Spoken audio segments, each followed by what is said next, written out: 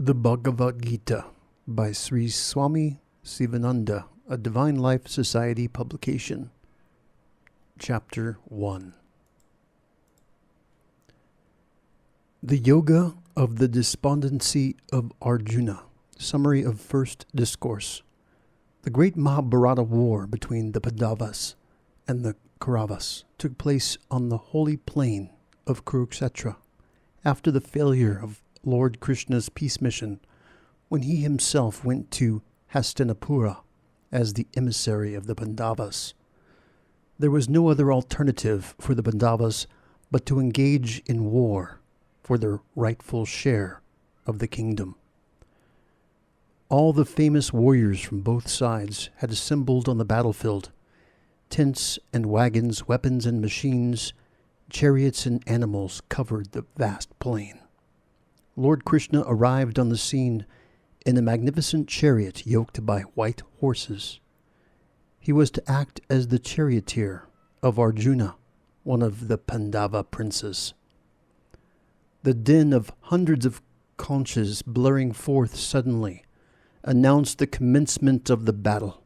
Arjuna blew his conch Devadatta, while Bhima, his brother, sounded the Pandra. All the other great warriors blew their respective conches. As the two armies were arrayed, ready for battle, Arjuna requested Krishna to place his chariot between them, so that he might survey his opponents.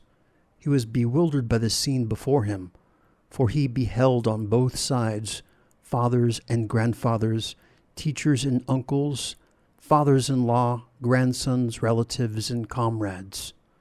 Confusion reigned in Arjuna's mind.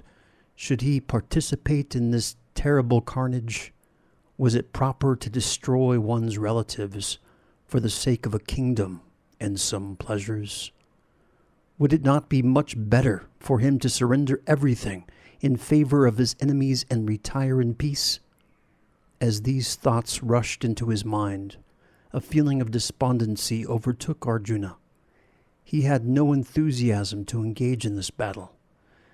Letting his bow slip from his hands, Arjuna could do nothing but turn to Lord Krishna for guidance and enlightenment. Dhritarashtra said, "What did the sons of Pen do, and also my people do, when they had assembled together, eager for battle on the holy plain of Kurukshetra, O Sanjaya?" Sanjaya said, "Having seen the army of the Pandavas drawn up in battle array, King Duryodhana then approached his teacher Drona and spoke these words. Behold, O teacher, this mighty army of the sons of Pandu, arrayed by the son of Drupada, thy wise disciple. Here are heroes, mighty archers, equal in battle to Bhima and Arjuna, Yuyudhana, Virata, and Drupada, of the great car, mighty warriors. Drishtaketu, Chekitana, and the valiant king of Kasi, Purujit, Kantibojra, and Sabya, the best of men. The strong Udamanyu and the brave Uttamanjas, the son of Subhadra, Abhimanyu, the son of Arjuna, and the sons of Draupadi, all of the great chariots, great heroes. Know also, O best among the twice-born, the names of those who are the most distinguished amongst ourselves, the leader of my army. These I name to thee for thy information, thyself and Bhisma and Karna and Kripa, the victorious in war, Asvatthama, Vikarna, and Jayadratha, the son of Somadatta. And also many other heroes who have given up their lives for my sake, armed with various weapons and missiles, all well skilled in battle. This army of ours, marshaled by Bhishma, is insufficient, whereas their army, marshaled by Bhima, is sufficient. Therefore do ye all, stationed in your respective positions in the several divisions of the army, protect Bhishma alone. his glorious grandsire Bhishma, the eldest of the Kauravas, in order to cheer Duryodhana, now roared like a lion and blew his conch. Then, following Bhishma, conches and kettle drums, tabors, drums and cow horns blared forth quite suddenly from the side of the Kauravas, and the sound was tremendous. Then also Madhava, Krishna, and the son of Pandu, Arjuna, seated in their magnificent chariot yoked with white horses, blew their divine conches. Hrishikesha blew the Panchajanya, and Arjuna blew the Devadatta, and Bhima, the doer of terrible deeds, blew the great conch Pandra. Yudhisthira, the son of Kunti, blew the Ananta Vajaya, and Sahadeva and Nakula blew the Manipushpaka and Sugosha conches. The king of Kasi, an excellent archer, Sukundi, the mighty car warrior, Drishtadyumna, and Virata and Satyaki, the unconquered. Drupada and the sons of Draupadi, O Lord of the earth, and the son of Subhadra, the mighty armed, all blew their respective conches. The tumultuous sound rent the hearts of Dhritarashtra's party, making both heaven and earth resound. Then, seeing all of the people of Dhritarashtra's party standing arrayed, and the discharge of weapons about to begin, Arjuna, the son of Pandu, whose ensign was that of a monkey, took up his bow and said the following to Krishna, O Lord of the earth. In the middle of the two armies, place my chariot, O Krishna, so that I may behold those who stand here, desirous to fight, and know with whom I must fight when the battle begins. For I desire to observe those who are assembled here to fight, wishing to please in battle Duryodhana the evil-minded.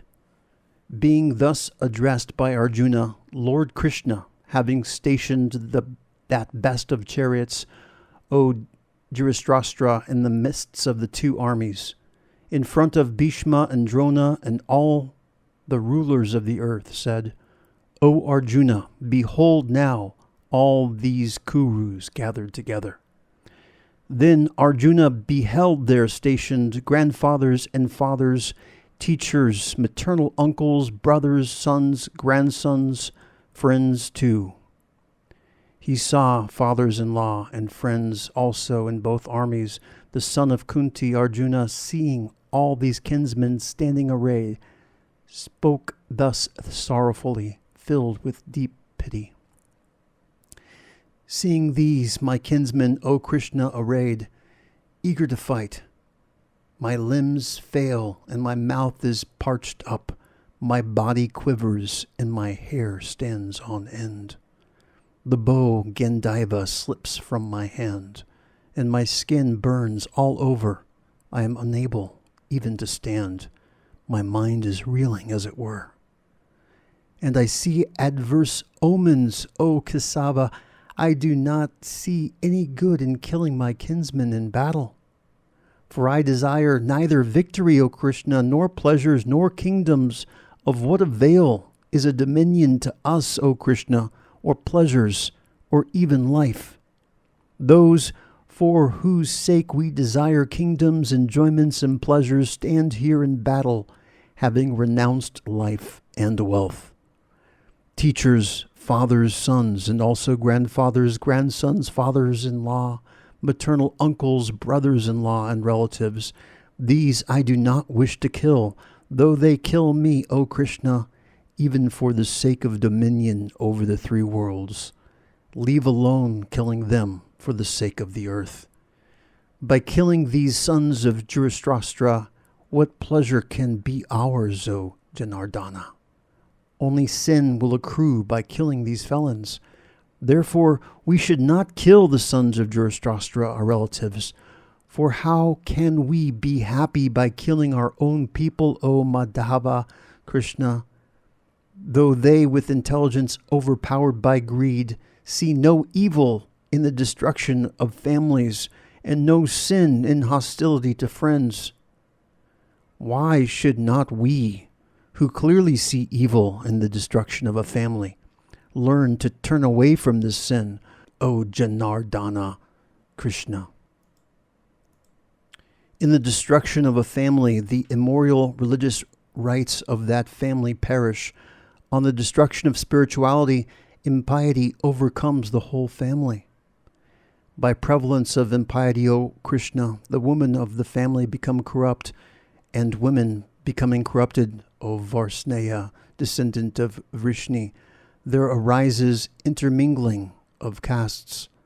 Confusion of castes leads to hell. The slayers of the family for their forefathers fall deprived of the offerings of rice ball and water.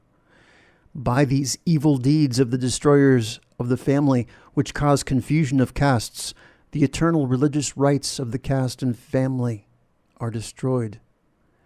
We have heard, O Janardana, that inevitable is the dwelling for an unknown period in hell for those men in whose families the religious practices have been destroyed. Alas, we are involved in a great sin in that we are prepared to kill our kinsmen through greed for the pleasures of a kingdom. If the sons of Dhritarashtra with weapons in hand should slay me in battle unresisting and unarmed, that would be better for me. Sanjaya said, having thus spoken in the midst of the battlefield, Arjuna, casting away his bow and arrow, sat down on the seat of the chariot with his mind overwhelmed with sorrow. Thus, in the Upanishads of the glorious Bhagavad Gita, the science of the eternal, the scripture of yoga, the dialogue between Sri Krishna and Arjuna ends the first discourse entitled The Yoga of the Despondency of Arjuna. Chapter 2, Sankhya Yoga, summary of second discourse. Sanjaya explains the condition of Arjuna, who was agitated due to attachment and fear. Lord Krishna rebukes him for his dejection, which was due to moha or attachment, and exhorts him to fight. After failing to convince Sri Krishna through his seemingly wise thoughts, Arjuna realizes his helplessness and surrenders himself completely to the Lord, seeking his guidance to get over the conflict of his mind. The Lord takes pity on him and proceeds to enlighten him by various means. He explains to Arjuna the imperishable nature of the Atman, for which there is no past, present, and future. The Atman never dies, therefore Arjuna should not grieve, as it transcends the five elements, namely earth, water, fire, air, and ether. It cannot be cut, burnt, or dried. It is unchanging and eternal. Everyone experiences conditions like pleasure and pain, heat and cold, and due to the contact of objects with the senses carry the sensations through the nerves to the mind. One should be able to withdraw the senses from objects like the tortoise which withdraws all its limbs within. Krishna asserts that only one who has the capacity to be balanced in pleasure and pain alike is fit for immortality. Krishna goes on to tell Arjuna that if he refuses to fight and flees from the battle, people will be justified in condemning such action as unworthy of a warrior. Having taught Arjuna the immortal nature of the Atman, Lord Krishna turns to the performance of action without expectation of fruit. A man should not concern himself about the fruit of the action like gain and loss, victory and defeat. These are in the hands of the Lord. He should perform all action with a balanced mind, calmly enduring the pairs of opposites like heat and cold, pleasure and pain, that inevitably manifest during action. Krishna advises Arjuna to fight free from desire for acquisition of kingdom or preservation of it. Arjuna is eager to know the characteristics of a man who has a stable mind. Such a person, Krishna tells him, will have no desires at all. Since he is content within, having realized the self, he is entirely free from desires. The consciousness of the Atman and the abandonment of desires are simultaneous experiences. The various qualities of a Sthitaprajna, a stable-minded person, are described by the Lord. He will not be affected by adversity and will have no fear or anger. He will take things as they come and will not have any likes and dislikes. He will neither hug the world nor hate it. The man of stable mind will have perfect control of the senses. The senses are powerful and draw the mind outwards. One should therefore turn one gaze within and realize God who resides in the heart. The yogi, having achieved a stable mind, remains steadfast even though all sense objects come to him. He is unmoved and lives a life of eternal peace. Krishna concludes that the eternal Brahmic state frees one from delusion forever. Even at the end of life, when one departs from this body, one does not lose consciousness of one's identity with Brahman. Sanjaya said, "To him who was thus overcome with pity, and who was despondent with eyes full of tears and agitated, Krishna Madhusudana, the destroyer of Madhu, spoke these words. Whence is this perilous strait come upon thee, this dejection which is unworthy of thee, disgraceful, and which will close the gates of heaven upon thee, O Arjuna? Yield not to impotence, O Arjuna, son of Pritha. It does not befit thee. Cast off this mean weakness of the heart. Stand up, O scorcher of foes. How, O Madhusudana, shall I fight in battle with arrows against Bhishma and Drona, who are fit to be worshipped, O destroyer of enemies? Better it is, indeed, in this world to accept alms than to slay the most noble teachers. But if I kill them, even in this world, all my enjoyments of wealth and desires will be stained with their blood. I can hardly tell which will be better, that we should conquer them or they should conquer us. Even the sons of Dhritarashtra, after slaying whom we do not wish to live, stand facing us. My heart is overpowered by the taint of pity. My mind is confused as to duty. I ask thee, tell me decisively what is good for me. I am thy disciple. Instruct me who has taken refuge in thee. I do not see that it would remove this sorrow that burns up my senses, even if I should attain prosperous and unrivaled dominion on earth or lordship over the gods. Having spoken thus to Hrishikesa, lord of the senses, Arjuna, the conqueror of sleep, the destroyer of foes, said to Krishna, I will not fight, and became silent. To him who was despondent in the midst of the two armies, Sri Krishna, as if smiling, O Bharata, spoke these words. The blessed Lord said, Thou hast grieved for those that should not be grieved for, yet thou speakest words of wisdom. The wise grieve neither for the living nor for the dead. Nor at any time indeed was I not, nor these rulers of men, nor verily shall we ever cease to be hereafter. Just as in this body the embodied soul passes into childhood, youth, and old age, so also does he pass into another body. The firm man does not grieve. The contacts of the senses with the objects, O son of Kunti, which cause heat and cold and pleasure and pain, have a beginning and an end. They are impermanent. Endure them bravely, O Arjuna. That firm man, whom surely these afflict not, O chief among men, to whom pleasure and pain are the same, is fit for attaining immortality. The unreal hath no being. There is no non-being of the real. The truth about both has been seen by the knowers of the truth, or the seers of the essence. Know that to be indestructible, by whom all this is pervaded, none can cause the destruction of that, the imperishable. These bodies of the embodied self, which is eternal, indestructible, and immeasurable, are said to have an end. Therefore fight, O Arjuna. He who takes the self to be the slayer and he who thinks he is slain, neither of them knows. He slays not, nor is he slain. He is not born, nor does he ever die. After having been, he again ceases not to be. Unborn, eternal, changeless, and ancient. He is not killed when the body is killed.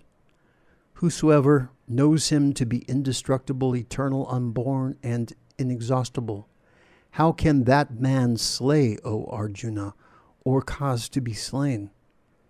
Just as a man casts off worn-out clothes and puts on new ones, so also the embodied self casts off worn-out bodies and enters others that are new.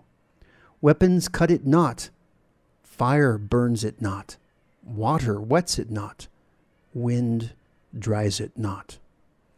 This self cannot be cut, burnt, wetted, nor dried up.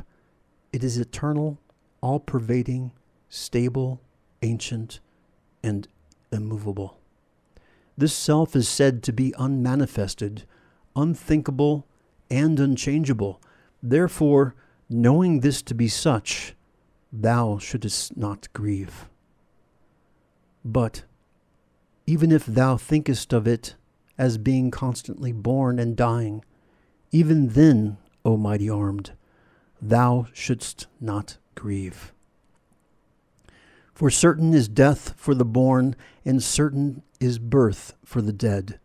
Therefore, over the inevitable, thou shouldst not grieve. Beings are unmanifested in their beginning, manifested in their middle state, O Arjuna, and unmanifested again in their end. What is there to grieve about? One sees this, the self, as a wonder. Another speaks of it as a wonder. Another hears of it as a wonder. Yet having heard, none understands it at all.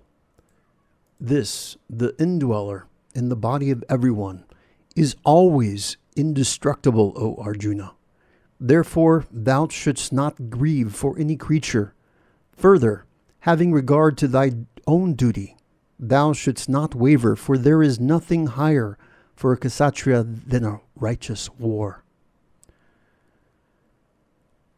Happy are the Kshatriyas, O Arjuna, who are called upon to fight in such a battle that comes of itself as an open door to heaven. But if thou wilt not fight in this righteous war, then, having abandoned thine duty and fame, thou shalt incur sin. People too will recount thy everlasting dishonor, and to one who has been honored, dishonor is worse than death. The great car warriors will think that thou hast withdrawn from the battle through fear, and thou wilt be lightly held by them who have thought much of thee. Thy enemies also, cavilling in thy power, will speak many abusive words. What is more painful than this? Slain, thou wilt obtain heaven. Victorious, thou wilt enjoy the earth. Therefore stand up, O son of Kunti, resolved to fight. Having made pleasure and pain, gain and loss, victory and defeat the same, engage thou in battle for the sake of battle. Thus thou shalt not incur sin. This which has been taught to thee is wisdom concerning Sankhya. Now listen to wisdom concerning yoga, endowed with which, O Arjuna, thou shalt cast off the bonds of action. In this there is no loss of effort, nor is there any harm, the production of contrary results or transgression. Even a little of this knowledge, even a little practice of this yoga, protects one from great fear. Here, O joy of the Kurus, there is a single one-pointed determination. Many branched and endless are the thoughts of the resolute.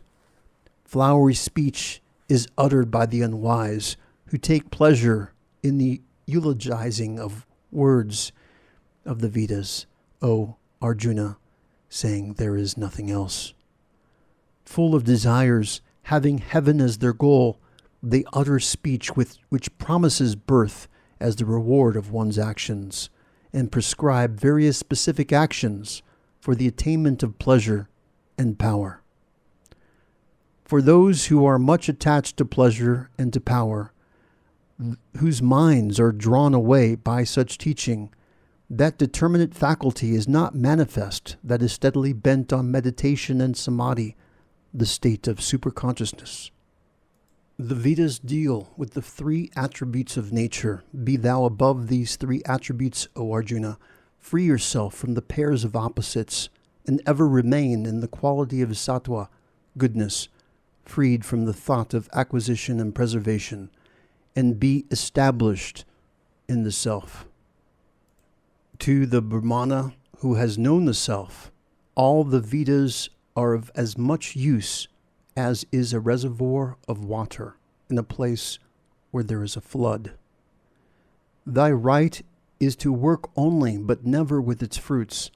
Let not the fruits of actions be thy motive, nor let thy attachment be to inaction. Perform action, O Arjuna, being steadfast in yoga, abandoning attachment, and balanced in success and failure. Evenness of mind is called yoga. Far lower than the yoga of wisdom is action, O Arjuna. Seek thou refuge in wisdom. Wretched are they whose motive is the fruit.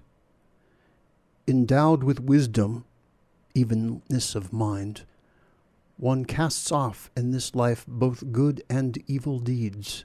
Therefore, devote thyself to yoga. Yoga is skill in action. The wise, possessed of knowledge, having abandoned the fruits of their actions, and being freed from the fetters of birth, go to the place which is beyond all evil.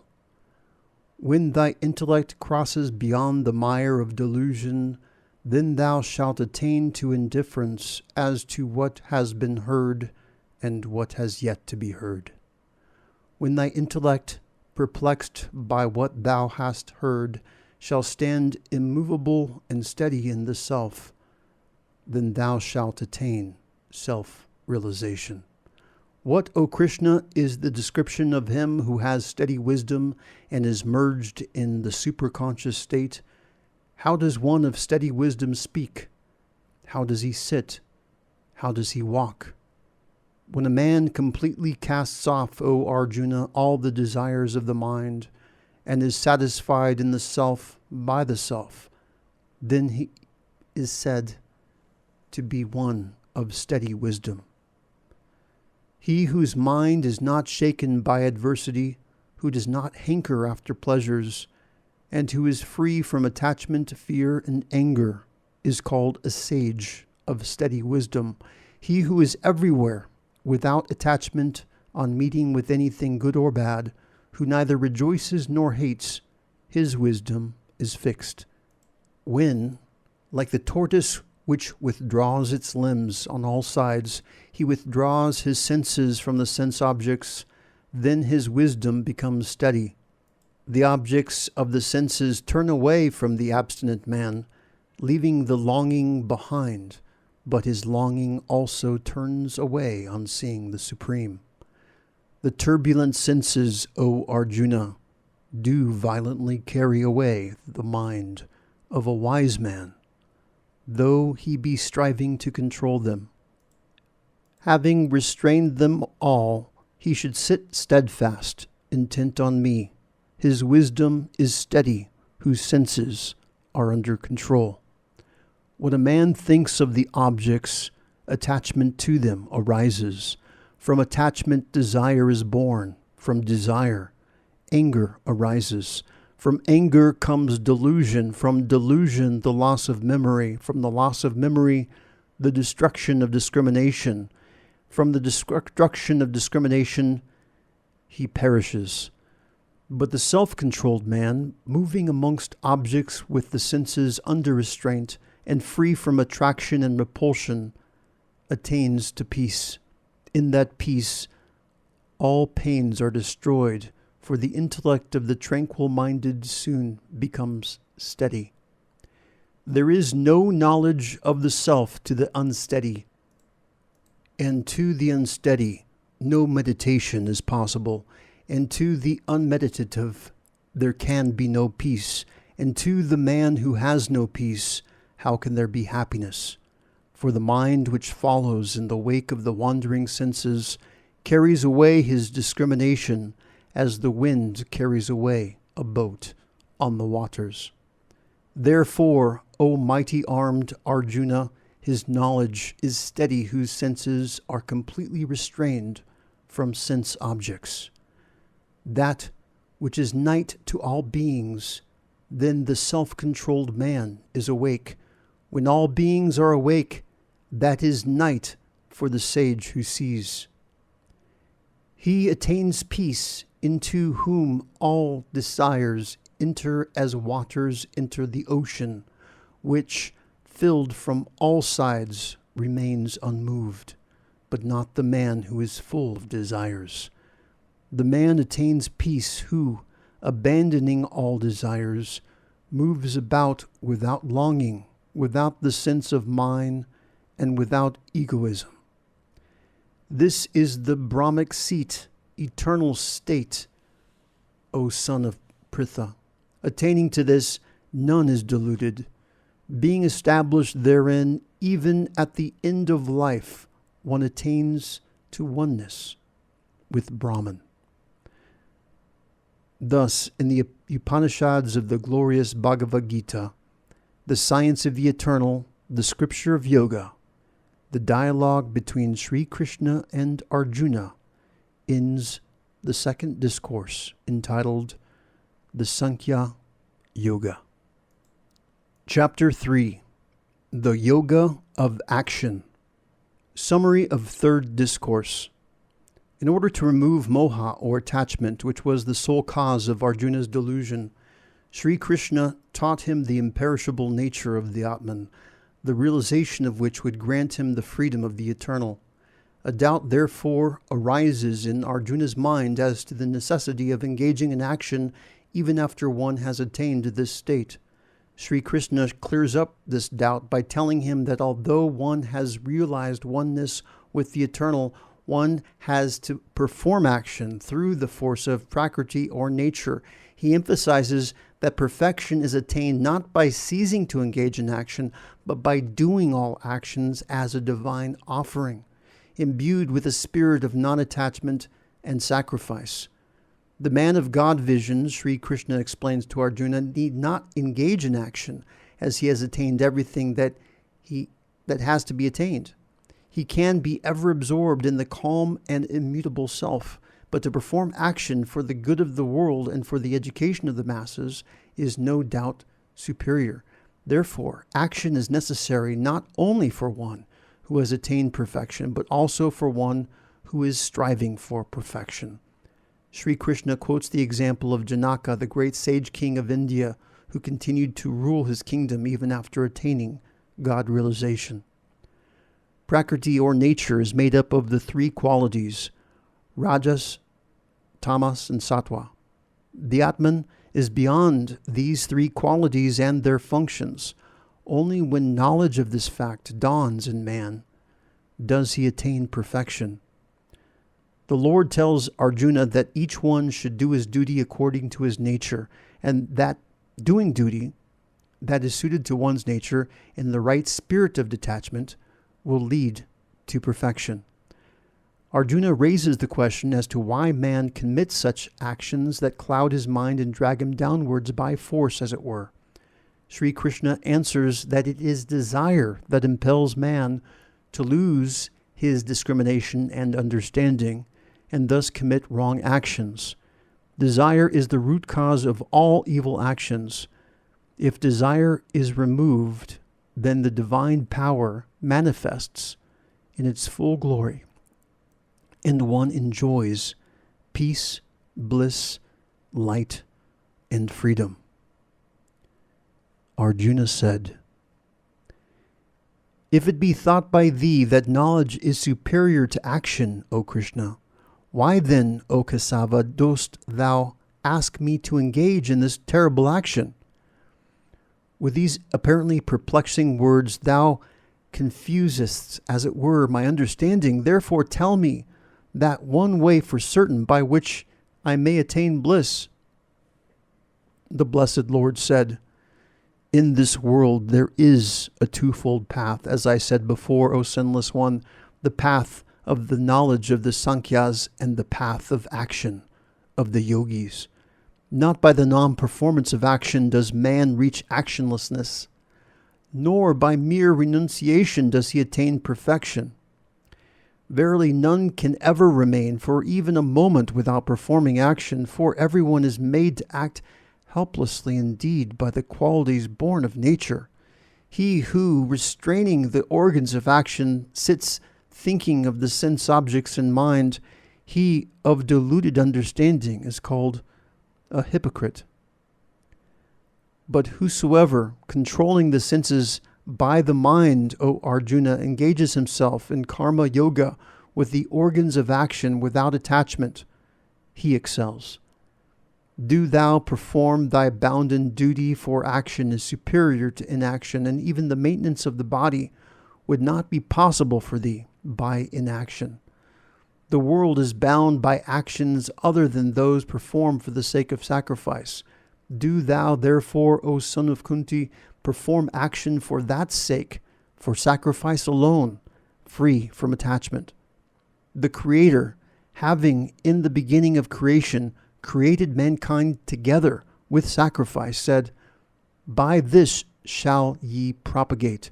Let this be the milch cow of your desires, the cow which yields the desired objects.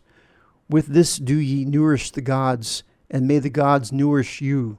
Thus nourishing one another, ye shall attain to the highest good. The gods, nourished by the sacrifice, will give you the desired objects. So he who enjoys the objects given by the gods without offering in return to them is verily a thief. The righteous who eat of the remnants of the sacrifice are freed from all sins, but those sinful ones who cook food only for their sake verily eat sin. From food come forth beings, and from rain food is produced. From sacrifice arises rain, and sacrifice is born of action. Know thou that action comes from Brahma, and Brahma proceeds from the imperishable. Therefore, the all-pervading Brahma ever rests in sacrifice. He who does not follow the wheel thus set revolving, who is of sinful life, rejoicing in the senses, he lives in vain, O Arjuna. But for that man who rejoices only in the self, who is satisfied in the self, who is content in the self alone, verily there is nothing to do. For him there is no interest whatsoever in what is done or what is not done, nor does he depend on any being for any object. Therefore, without attachment, do thou always perform action which should be done, for by performing action without attachment, man reaches the supreme. Janaka and others attain perfection verily by action only, even with a view for the protection of the masses. Thou shouldst perform action. Whatsoever a great man does, that other men also do. Whatever he sets up as the standard, that the world follows. There is nothing in these three worlds, O Arjuna, that should be done by me, nor is there anything unattained that should be attained. Yet I engage myself in action. For, should I not ever engage myself in action, unwearied, men would in every way follow my path, O Arjuna. These worlds would perish if I did not perform action. I should be the author of confusion of castes and destruction of these beings.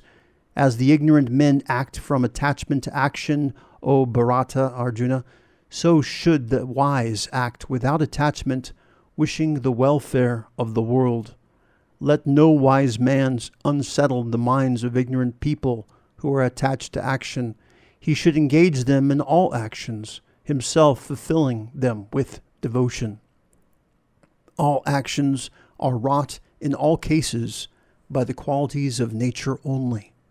He whose mind is deluded by egoism thinks, I am the doer. But he who knows the truth, O mighty armed Arjuna, about the divisions of the qualities and their functions, knowing that the gunas as senses move admits the gunas as the sense objects, is not attached. Those deluded by the qualities of nature are attached to the functions of the qualities. A man of perfect knowledge should not unsettle the foolish one of imperfect knowledge. Renouncing all actions in me with the mind centered in the self, free from hope and egoism, and from mental fever, do thou fight. Those men who constantly practice this teaching of mine with faith and without cavilling, they too are freed from actions. But those who carp at my teachings and do not practice it, deluded in all knowledge and devoid of discrimination, know them to be doomed to destruction. Even a wise man acts in accordance to his own nature. Beings will follow nature. What can restraint do? Attachment and aversion for the objects of the senses abide in the senses. Let none come under their sway, for they are his foes. Better is one's duty, though devoid of merit, than the duty of another well discharged. Better is death in one's own duty. The duty of another is fraught with fear. Arjuna said, But impelled by what does man commit sin, though against his wishes, O Varshnaya, Krishna, constrained as it were by force? The Blessed Lord said, It is desire, it is anger born of the quality of rajas, all sinful and all devouring. Know this as the foe here in this world.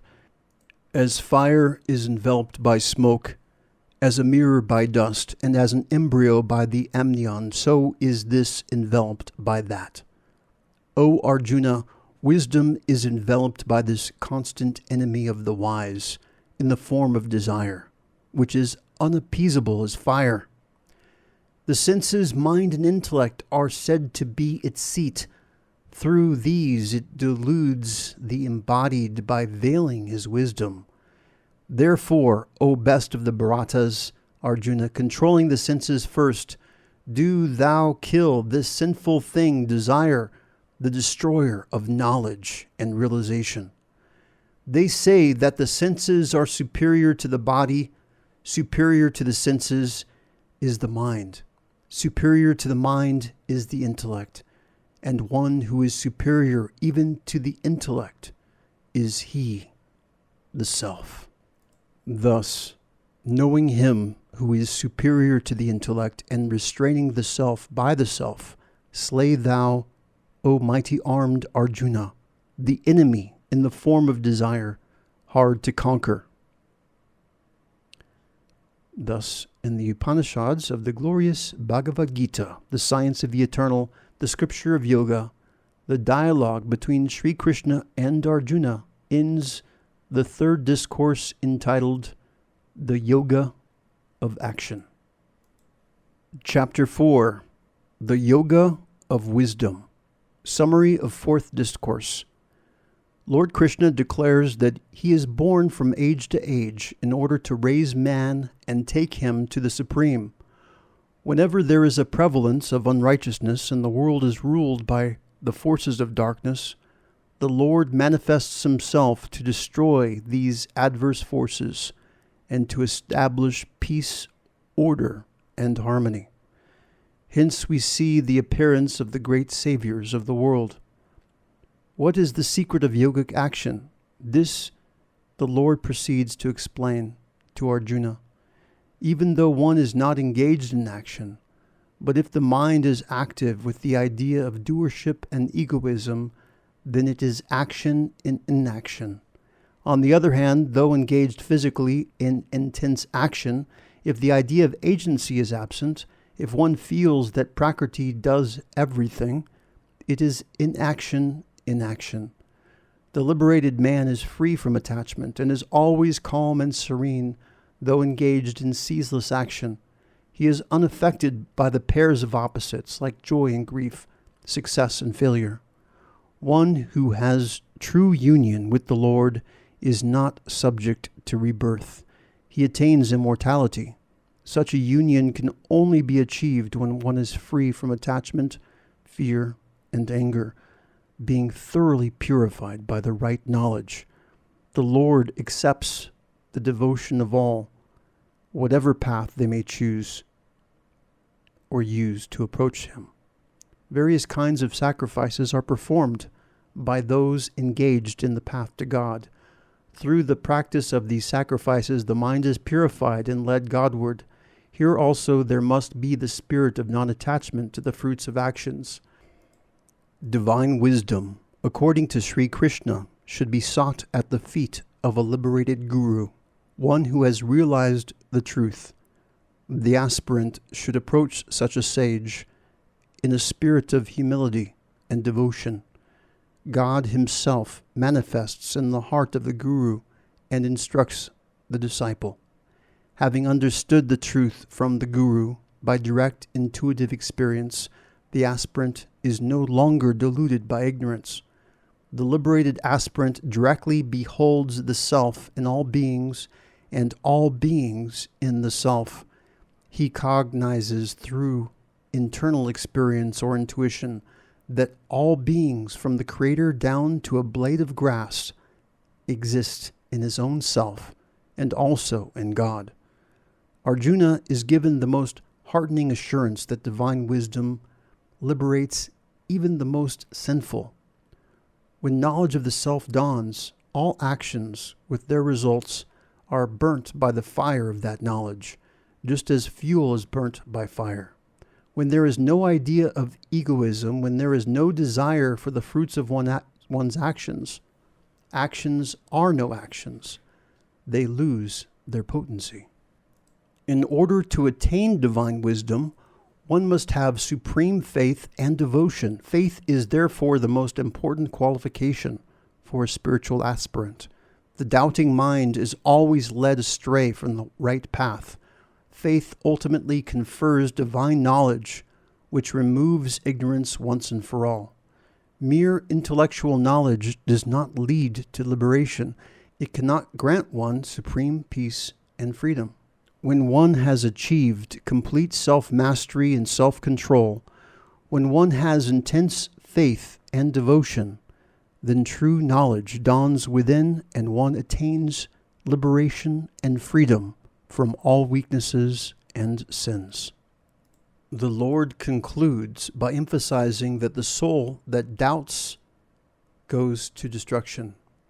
Without faith in oneself, in the scriptures, and in the words of the preceptor, one cannot make any headway on the spiritual path. It is doubt that prevents one from engaging in spiritual sadhana and realizing the highest knowledge and bliss. By following the instructions of the Guru, and through sincere service, one's doubts are rent asunder and divine knowledge manifests itself within. Spiritual progress then goes on at a rapid pace. The Blessed Lord said, I taught this imperishable yoga to Vivasvan. He told it to Manu. Manu proclaimed it to Ikshvaku. This handed down thus, in regular succession, the royal sages knew. This yoga, by a long lapse of time, has been lost here, O Parantapa, burner of foes. That same ancient yoga has been today taught to thee by me, for thou art my devotee and friend. It is the supreme secret. Arjuna said, Later on was thy birth, and prior to it was the birth of Vivasvan, the sun. How am I to understand that thou didst teach this yoga in the beginning? The Blessed Lord said, Many births of mine have passed, as well as of thine, O Arjuna. I know them all, but thou knowest not, O Parantapa.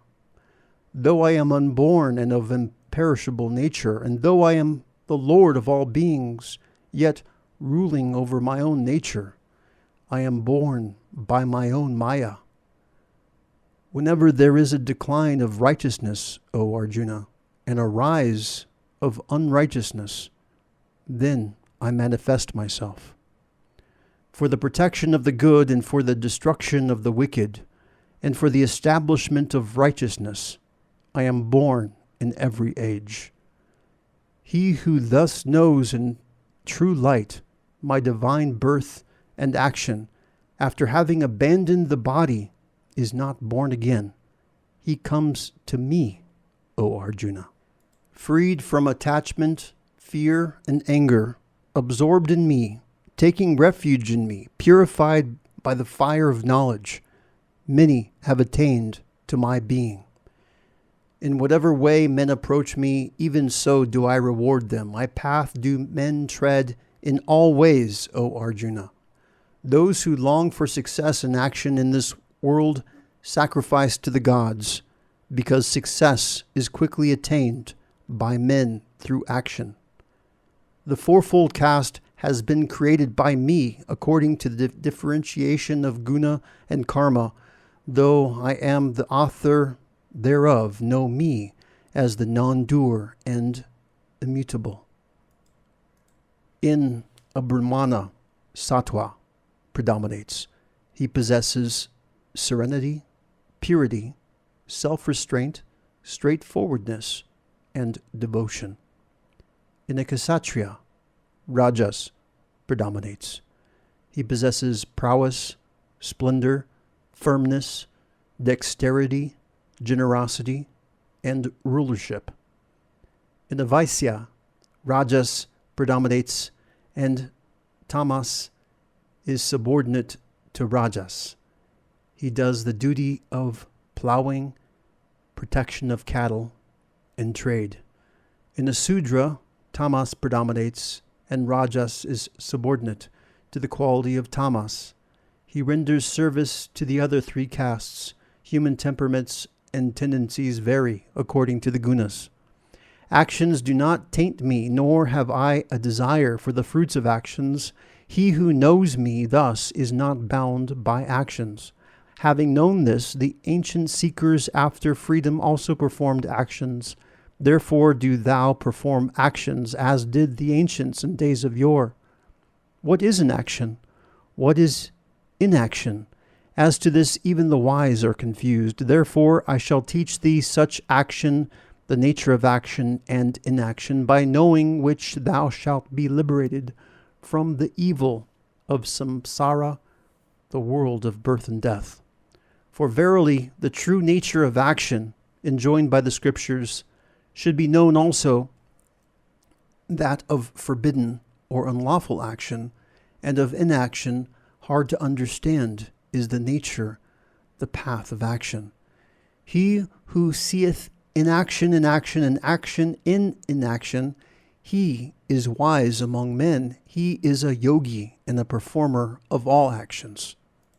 He whose undertakings are all devoid of desires and selfish purposes, and whose actions have been burnt by the fire of knowledge, him the wise call a sage. Having abandoned attachment to the fruit of the action, ever content, depending on nothing, he does not do anything, though engaged in activity. Without hope and with the mind and the self-controlled, having abandoned all greed, doing mere bodily action, he incurs no sin. Content with what comes to him, without effort, free from the pairs of opposites and envy, even-minded in success and failure, though acting, he is not bound. To one who is devoid of attachment, who is liberated, whose mind is established in knowledge, who works for the sake of sacrifice, for the sake of God, the whole action is dissolved. Brahman is the oblation. Brahman is the melted butter. The ghee by Brahman is the oblation poured into the fire of Brahman. Brahman verily shall be reached by him who always sees Brahman in action. Some yogis perform sacrifice to the gods alone, while others who have realized the self offer the self as sacrifice by the self in the fire of Brahman alone. Some again offer hearing and other senses as sacrifice in the fire of restraint. Others offer sound and various objects of the senses as sacrifice in the fire of the senses. Others again sacrifice all the functions of the senses and those of the breath, vital energy, or prana in the fire of the yoga of self-restraint kindled by knowledge. Some again offer wealth, austerity, and yoga as sacrifice, while the ascetics of self-restraint and rigid vows offer study of scriptures and knowledge as sacrifice.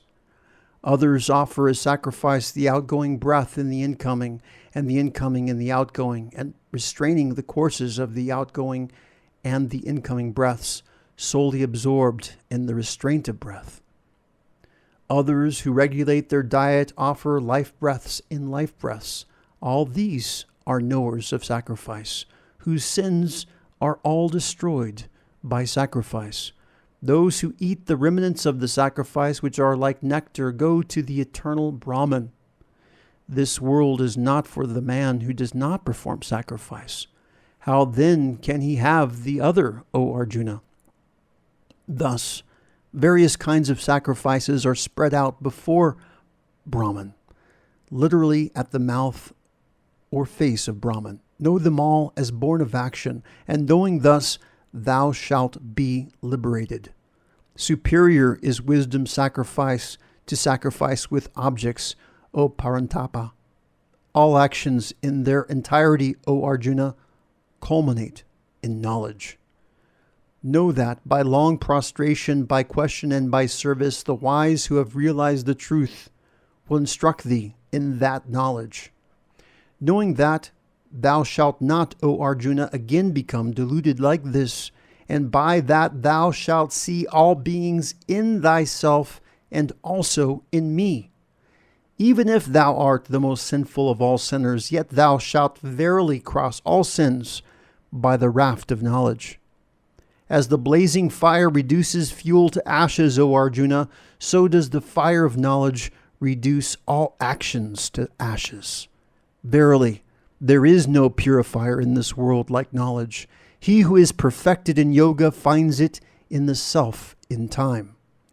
The man who is full of faith, who is devoted to it, and who has subdued all the senses, obtains this knowledge, and having obtained the knowledge, he goes at once to the supreme peace.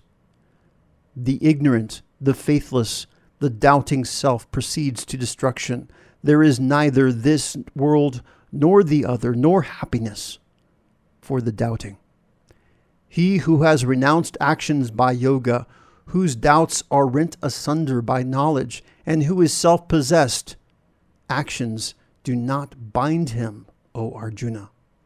Therefore, with the sword of knowledge of the self, cut asunder the doubt of the self born of ignorance, residing in thy heart, and take refuge in yoga. Arise, O Arjuna.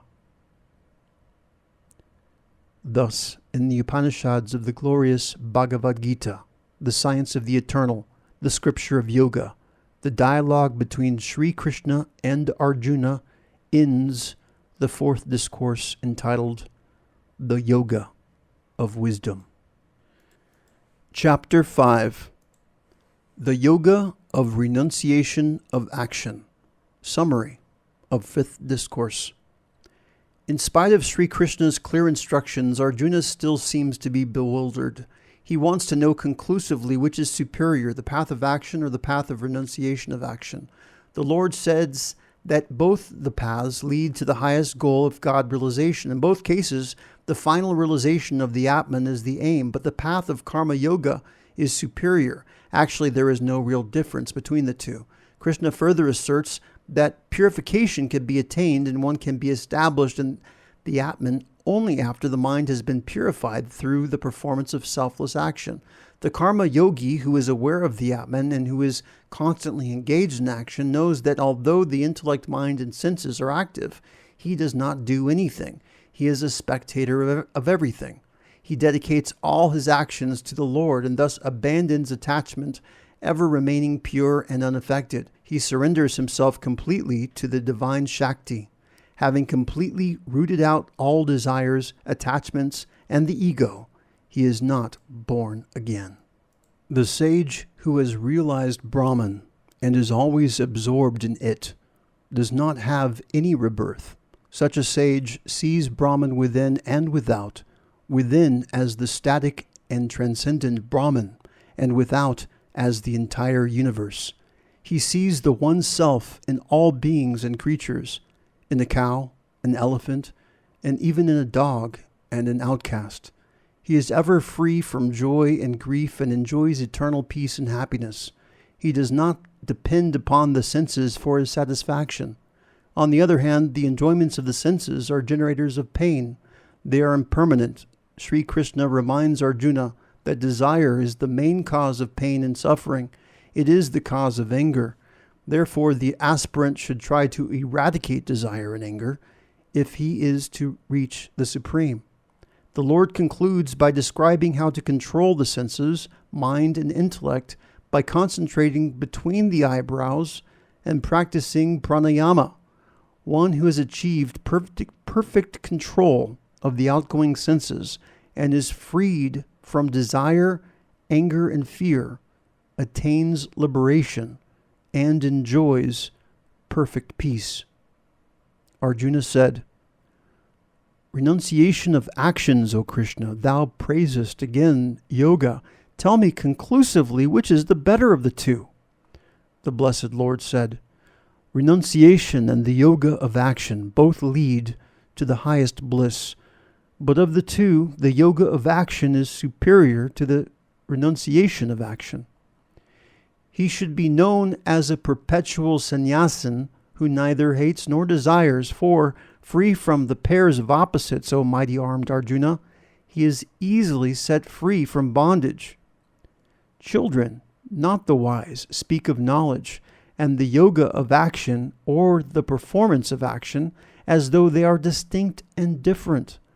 He who is truly established in one obtains the fruits of both. That place which is reached by the Sankhyas or the Jnanis is reached by the Karma Yogis.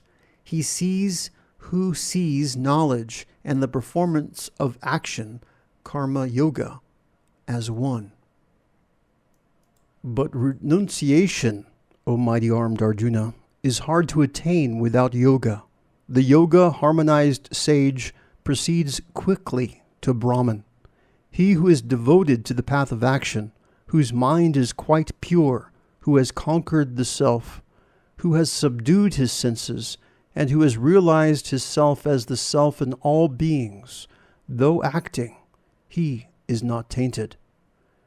I do nothing at all, thus will the harmonized knower of truth think, seeing, hearing, touching, smelling, eating, going, sleeping, breathing, speaking, letting go, seizing, opening, and closing the eyes, convinced that the senses move among the sense objects. He who performs actions, offering them to Brahman and abandoning attachment, is not tainted by sin, as a lotus leaf by water.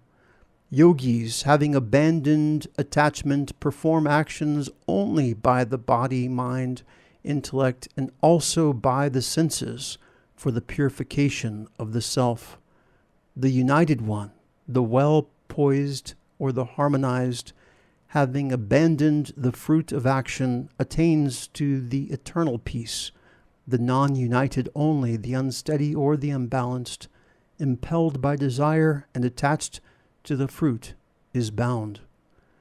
Mentally renouncing all actions and self-controlled, the embodied one rests happily in the nine-gated city, neither acting nor causing others, body and senses, to act. Neither agency nor actions does the Lord create for the world, nor union with the fruits of actions. It is nature that acts. The Lord accepts neither the demerit nor even the merit of any. Knowledge is enveloped by ignorance. Thereby, beings are deluded. But to those whose ignorance is destroyed by knowledge of the self, like the sun, knowledge reveals the supreme, Brahman.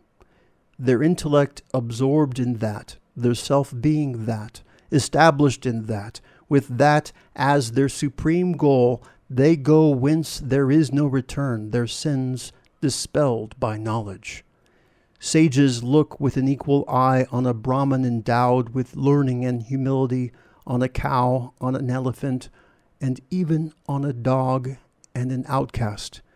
Even here in this world, birth, everything, is overcome by those whose minds rest in equality. Brahman is spotless indeed and equal. Therefore, they are established in Brahman. Resting in Brahman with steady intellect, undiluted, the knower of Brahman neither rejoiceth on obtaining what is pleasant, nor grieveth on obtaining what is unpleasant. With the self unattached to the external contacts, he discovers happiness in the self. With the self engaged in the meditation of Brahman, he attains to the endless happiness. The enjoyments that are born of contacts are generators of pain only, for they have a beginning and an end, O Arjuna. The wise do not rejoice in them. He who is able, while still here in this world, to withstand, before the liberation from the body, the impulse born of desire and anger, he is a yogi. He is a happy man. He who is ever happy within, who rejoices within, who is illumined within, such a yogi attains absolute freedom or moksha, himself becoming Brahman. The sages obtain absolute freedom or moksha. They whose sins have been destroyed, whose dualities, perceptions of dualities or experience of the pairs of opposites are torn asunder, who are self-controlled and intent on the welfare of all beings. Absolute freedom or Brahmic bliss exists on all sides for those self-controlled ascetics who are free from desire and anger, who have controlled their thoughts, and who have realized the self, shutting out all external contacts and fixing the gaze between the eyebrows, equalizing the outgoing and incoming breaths moving within the nostrils. With the senses, the mind and the intellect always controlled, having liberation as his supreme goal, free from desire, fear, and anger, the sage is verily liberated forever.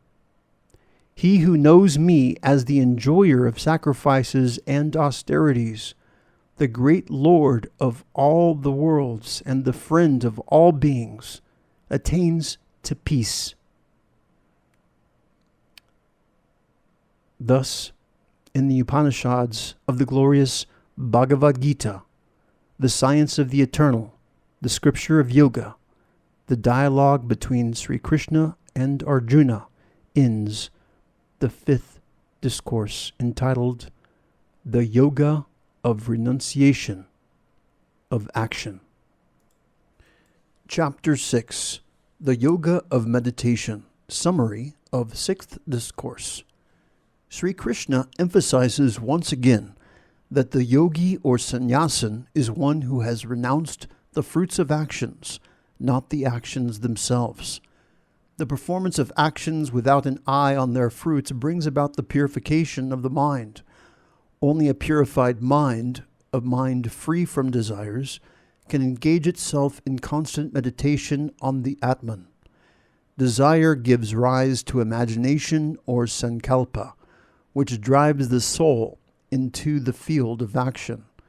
Therefore, none can realize permanent freedom and tranquility of mind without renouncing desires. The lower self must be controlled by the higher self. All the lower impulses of the body, mind, and senses must be controlled by the power of the higher self. Then the higher self becomes one's friend.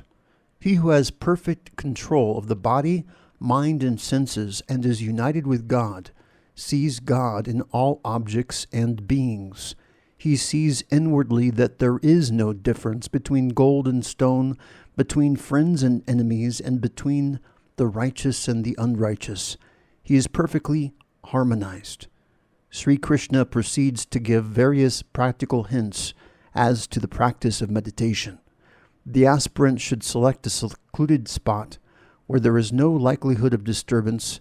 He should arrange his meditation seat properly and sit in a comfortable posture with the head, neck, and spine erect, but not tensed. He should fix his purified mind on the Atman by concentrating between the eyebrows or the tip of the nose. The practice of brahmacharya is absolutely necessary if one is to succeed in meditation. The conservation and transformation of the vital fluid into spiritual energy gives immense power of concentration. Fearlessness, too, is an essential quality on the Godward path. It is faith in the sustaining protection and grace of God. The aspirant is advised to practice moderation in his daily habits, in eating, sleeping, recreation, etc. Extremes are to be avoided as they hinder the practice of meditation. Living a life of such moderation and gathering up all his forces and directing them towards meditation upon the Atman, the aspirant gradually transcends the senses and intellect and merges himself in the blissful Atman. He finds that the bliss of the Atman is incomparable, that there is no gain greater than the self. Having thus attained perfect union with the self, the yogi no more descends into ignorance or delusion. He does not relish any more the pleasures of the senses. Lord Krishna again emphasizes that the concentration of the mind on the Atman should be like a steady flame in a windless place. This ultimately leads to the vision of the Lord in all beings and creatures. Arjuna is doubtful whether it is at all possible to engage the mind steadily on the higher self, as its very nature seems to be one of restlessness. Krishna assures him that the practice can succeed through vairagya, dispassion, and constant effort. Arjuna wishes to know the fate of the aspirant who fails to realize the supreme in spite of his faith and sincerity. Krishna tells him that the accumulated power of his yogic practices will assure him a better birth in the future with more favorable conditions for sadhana. The aspirant will then be compelled to carry on his yogic practices with greater vigor and faith and will finally achieve God realization. Krishna concludes that the yogi, one who has attained union with the Supreme Lord, is superior to the ascetics, to the men of book knowledge and the men of action, as the latter have not transcended ignorance and merged in the self. The Blessed Lord said, "He who performs his bounden duty without depending on the fruits of his actions, he is a sannyasin and a yogi, not he who is without fire and without action. Do thou, O Arjuna, know yoga to be that which they call renunciation? No one verily becomes a yogi who has not renounced thoughts." For a sage who wishes to attain to yoga, action is said to be the means. For the same sage who has attained to yoga, inaction, quiescence, is said to be the means. When a man is not attached to the sense objects or to actions, having renounced all thoughts, then he is said to have attained to yoga. Let a man lift himself by his own self alone. Let him not lower himself, for this self alone is the friend of oneself, and this self alone is the enemy of oneself. The self is the friend of the self for him who has conquered himself by the self. But to the unconquered self, this self stands in the position of an enemy like the external foe. The supreme self of him who is self-controlled and peaceful is balanced in cold and heat, pleasure and pain, as also in honor and dishonor. The yogi who is satisfied with the knowledge and the wisdom of the self, who has conquered the senses, and to whom a clod of earth, a piece of stone, and gold are the same, is said to be harmonized. That is said to have attained the state of nirvikalpa samadhi. He who is of the same mind to the good-hearted friends, enemies, the indifferent, the neutral, the hateful, the relatives, the righteous, and the unrighteous, excels. Let the yogi try constantly to keep the mind steady, remaining in solitude, alone with the mind and the body controlled, and free from hope and greed. In a clean spot, having established a firm seat of his own, neither too high nor too low, made of a cloth, a skin, and kusha grass, one over the other. There, having made the mind one-pointed, with the actions of the mind and the senses controlled, let him, seated on the seat, practice yoga for the purification of the self. Let him fully hold his body, head, and neck erect and perfectly still, gazing at the tip of his nose without looking around. Serene-minded, fearless, firm in the vow of a brahmachari, having controlled the mind, thinking of me and balanced in mind, let him sit, having me as his supreme goal. Thus, always keeping the mind balanced, the yogi, with the mind controlled, attains to the peace abiding in me, which culminates in liberation. Verily, yoga is not possible for him who eats too much, nor for him who does not eat at all, nor for him who sleeps too much, nor for him who is always awake, O Arjuna. Yoga becomes the destroyer of pain for him who is always moderate in eating and recreation, such as walking, etc., who is moderate in exertion in actions, who is moderate in sleep and wakefulness. When the perfectly controlled mind rests in the self only, free from longing for the objects of desire, then it is said, he is united. As a lamp placed in a windless spot does not flicker, to such is compared the yogi of controlled mind, practicing yoga in the self, or absorbed in the yoga of the self. When the mind, restrained by the practice of yoga, attains to quietude, and when, seeing the self by the self, he is satisfied in his own self, when he, the yogi, feels that infinite bliss which can be grasped by the pure intellect and which transcends the senses, and established wherein he never moves from the reality, which, having obtained, he thinks there is no other gain superior to it, wherein established he is not moved even by heavy sorrow. Let that be known by the name of yoga, the severance from union with pain. This yoga should be practiced with determination and with an undesponding mind, abandoning without reserve all the desires born of sankalpa, and completely restraining the whole group of senses by the mind from all sides. Little by little let him attain to quietude by the intellect held firmly, having made the mind establish itself in the self. Let him not think of anything. From whatever cause the restless, unsteady mind wanders away, from that let him restrain it and bring it under the control of the self alone. Supreme bliss verily comes to this yogi whose mind is quite peaceful, whose passion is quieted, who has become Brahman, and who is free from sin.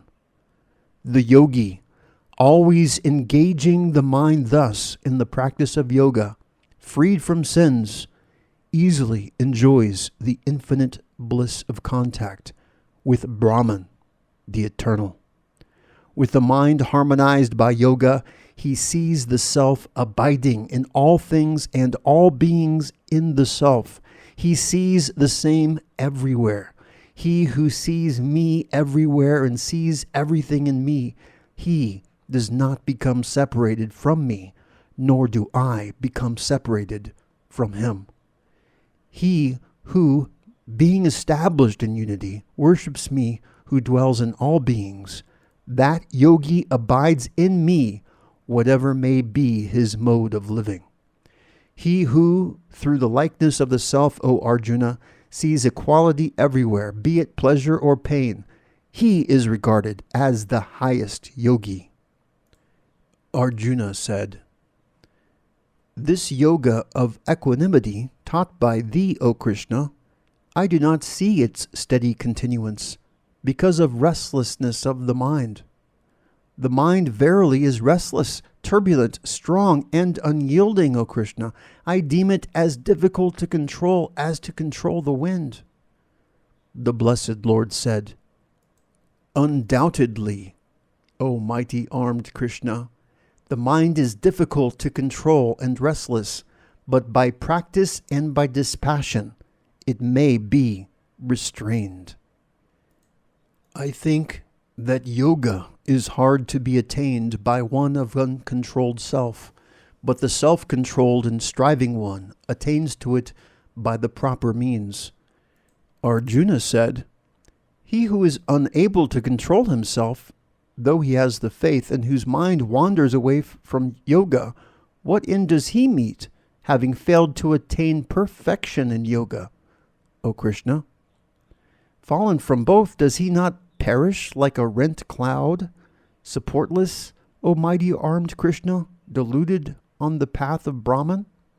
This doubt of mine, O Krishna, do thou completely dispel, because it is not possible for any but thee to dispel this doubt." The blessed Lord said, "O Arjuna, neither in this world nor in the next world is there destruction for him. None, verily, who does good, O my son, ever comes to grief. Having attained to the worlds of the righteous, and having dwelt there for everlasting years, he who fell from yoga is reborn in the house of the pure and wealthy. Or he is born in a family of even the wise yogis. Verily, a birth like this is very difficult to obtain in this world. There he comes in touch with the knowledge acquired in his former body and strives more than before for perfection, O Arjuna. By that very former practice he is borne on in spite of himself. Even he who merely wishes to know yoga transcends the Brahmic word. But the yogi who strives from assiduity, purified of sins, and perfected gradually through many births, reached the highest goal. The yogi is thought to be superior to the ascetics, and even superior to men of knowledge obtained through the study of scriptures. He is also superior to men of action. Therefore, be thou a yogi, O Arjuna. And among all the yogis, he who, full of faith and with his inner self merged in me, worships me, he is deemed by me to be the most devout. Thus, in the Upanishads of the glorious Bhagavad Gita, the science of the eternal, the scripture of yoga, the dialogue between Sri Krishna and Arjuna ends the sixth discourse entitled The Yoga of Meditation. Chapter 7. The Yoga of Wisdom and Realization. Summary of seventh discourse. Sri Krishna tells Arjuna that the Supreme Godhead has to be realized in both its transcendent and immanent aspects. The yogi who has reached this summit has nothing more to know. This complete union with the Lord is difficult of attainment. Among many thousands of human beings, very few aspire for this union, and even among those who aspire for it, few ever reach the pinnacle of spiritual realization. The Lord has already given a clear description of the all-pervading, static, and infinite state of His. Now He proceeds to explain His manifestations as the universe and the power behind it. He speaks of these manifestations as His lower and higher prakritis. The lower prakriti is made up of the 5 elements: mind, ego, and intellect. The higher prakriti is the life element which upholds the universe, activates it, and causes its appearance and final dissolution. Krishna says that whatever exists is nothing but Himself. He is the cause of the appearance of the universe and all things in it. Everything is strung on Him like clusters of gems on a string. He is the essence, substance, and substratum of everything, whether visible or invisible. Although everything is in Him, yet He transcends everything, as the actionless self. Prakriti or nature is made up of the 3 gunas or qualities: sattva, rajas, and tamas. These 3 qualities delude the soul and make it forget its true nature, which is one with God. This delusion, termed Maya, can only be removed by the grace of the Lord Himself. Thus far, Arjuna has been taught the highest form of devotion, which leads to union with God in His static aspect, as also with His dynamic prakriti. Krishna tells him that there are also other forms of devotion which are inferior, as they are performed with various motives. The distressed, the seeker of divine wisdom, and he who desires wealth worship Him, as also the wise. Of these the Lord deems the wise as dearest to Him. Such a devotee loves the Lord for the sake of pure love alone. Whatever form the devotee worships, the ultimate goal is the Lord Himself. The Lord accepts such worship, knowing that it is directed to Him only. The Blessed Lord said, O Arjuna, hear how you shall without doubt know me fully, with the mind intent on me, practicing yoga, and taking refuge in me. I shall declare to thee in full this knowledge, combined with direct realization, after knowing which nothing more here remains to be known. Among the thousands of men, one perchance strives for perfection. Even among those successful strivers, only one perchance knows me in essence. Earth, water, fire, air, ether, mind, intellect, and egoism. Thus is my nature divided 8-fold. This is the inferior prakriti, O mighty armed Arjuna. Know thou as different from it my higher prakriti, nature, the very life element by which this world is upheld.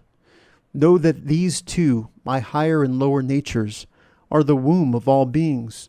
So I am the source and dissolution of the whole universe. There is nothing whatsoever higher than me, O Arjuna. All this is strung on me as clusters of gems on a string. I am the sapidity in water, O Arjuna. I am the light in the moon and the sun. I am the syllable Om in all the Vedas, sound in ether, and virility in men. I am the sweet fragrance in earth and the brilliance in fire, the life in all beings, and I am austerity in ascetics. Know me, O Arjuna, as the eternal seed of all beings. I am the intelligence of the intelligent. The splendor of the splendid objects am I. Of the strong, I am the strength devoid of desire and attachment, and in all beings, I am the desire unopposed to Dharma, O Arjuna. Whatever being and objects that are pure, active, and inert, know that they proceed from me. They are in me, yet I am not in them. Deluded by these natures, states, or things, composed by the three qualities of nature, all this world does not know me as distinct from them and immutable. Verily, this divine illusion of mine, made up of the qualities of nature, is difficult to cross over. Those who take refuge in me alone cross over this illusion. The evildoers and the deluded, who are the lowest of the men, do not seek me. They whose knowledge is destroyed by illusion follow the ways of demons. 4 kinds of virtuous men worship me, O Arjuna. They are the distressed, the seeker of knowledge, the seeker of wealth, and the wise, O Lord of the Bharatas. Of them, the wise, ever steadfast and devoted to the One, excels, is the best. For I am exceedingly dear to the wise, and he is dear to me. Noble indeed are all these, but I deem the wise as my very self. For steadfast in mind, he is established in me alone as the supreme goal. At the end of many births, the wise man comes to me, realizing that all this is Vasudeva, the innermost self. Such a great soul, Mahatma, is very hard to find. Those whose wisdom has been rent away by this or that desire go to other gods, following this or that rite, led by their own nature. Whatsoever form any devotee desires to worship with faith, that same faith of his I make firm and unflinching. Endowed with that faith, he engages in the worship of that form, and from it he obtains his desire, these being verily ordained by me alone. Verily, the reward, the fruit that accrues to those men of small intelligence is finite. The worshippers of the gods go to them, but my devotees come to me. The foolish think of me, the unmanifest, as having manifestation, knowing not my higher, immutable, and most excellent nature. I am not manifest to all as I am, being veiled by the Yoga Maya. This deluded world does not know me, the unborn and the imperishable. I know, O Arjuna, the beings of the past, the present, and the future, but no one knows me. By the delusion of the pairs of opposites arising from desire and aversion, O Bharata, all beings are subject to delusion at birth, O Parantapa. But those men of virtuous deeds whose sins have come to an end, and who are freed from the delusion of the pairs of opposites, worship me steadfast in their vows. Those who strive for liberation from old age and death, taking refuge in me, realize in full that Brahman, the whole knowledge of the self, and all action. Those who know me with the Adibhuta pertaining to the elements, the Adidaiva pertaining to the gods, and the Adiyajna pertaining to the sacrifice, know me even at the time of death, steadfast in mind. Thus, in the Upanishads of the glorious Bhagavad Gita, the science of the eternal, and the scripture of yoga, the dialogue between Sri Krishna and Arjuna ends the 7th discourse, entitled The Yoga of Wisdom and Realization. Chapter 8. The Yoga of the Imperishable Brahman. Summary of 8th Discourse. Lord Krishna explains how those who attain him do not have to come again into this impermanent world of sorrow and pain. All beings, including even the gods, come again and again into this created universe from the state of unmanifest being wherein they remained at the end of an age cycle. But the Lord exists even beyond this unmanifest being. That radiant, imperishable divine reality is the highest goal to be attained. Single-minded devotion of our heart is the means of attaining this highest blessed state. Even though there are auspicious and inauspicious circumstances of departing from the physical body and journeying forth, yet if one steadily abides in the Lord through firm devotion and faith, then these conditions do not matter. By always remaining in tune with the Lord through pure love, everything is made auspicious. If one can ever remain united with the divine through deep devotion, constant remembrance, regular meditation, and continuous communion, then all times, places, conditions, and situations become auspicious and blessed. This is the secret of invoking His grace and attaining Him and becoming eternally free and blissful. Arjuna here asks Lord Krishna about the meaning of the different terms referred to by him in the last 2 verses of the previous chapter. He wishes to know what is the Supreme Being, what is karma or action that he refers to, and what is the meaning that pertains to the spirit, the elements, and the center of all the things within this human body. Beyond all things manifest and unmanifest, beyond these names and forms, there is the Supreme Being, Brahman. He indwells this body as the center of all things, including even our own self, individual soul. We are a spiritual being residing in this body and supported by the silent witness within. The Supreme Antaryaman, Prakriti, or nature, is the being pertaining to the elements. Worship, prayer, and offering to the gods with faith and devotion constitute actions that lead to blessedness. The secret of reaching the divine being and thus freeing oneself forever from birth and death and the pains and sufferings of this earth life is to constantly practice unbroken remembrance of the Lord at all times, in all places, and even amidst one's daily activities. If one practices such steady remembrance through regular daily sadhana, then he will be rooted in his remembrance even at the time of departing from this body at death. Thus departing, he will go beyond darkness and bondage and attain the realm of eternal blessedness. One must practice sense control. The senses must be well disciplined and gradually withdrawn from outside objects. The mind should be centered within upon God by uttering Om or any divine name. By such steady practice daily, the Lord is easily attained. Arjuna said, "What is Brahman? What is Adhyatma? What is action, O best among men? What is declared to be Adibhuta? And what is Adidaiva said to be? Who and how is Adiyajna here in this body, O destroyer of Madhu, Krishna? And how at the time of death art thou to be known by the self-controlled one?" The blessed Lord said, "Brahman is the imperishable, the supreme.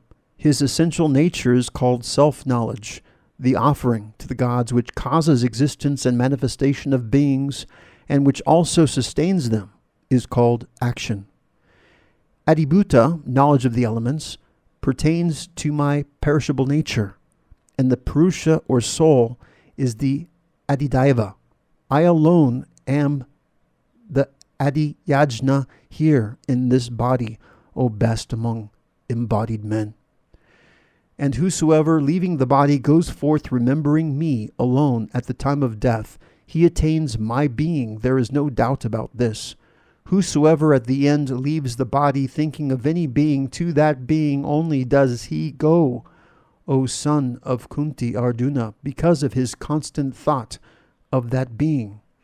Therefore, at all times remember me only and fight. With mind and intellect fixed or absorbed in me, thou shalt doubtless come to me alone.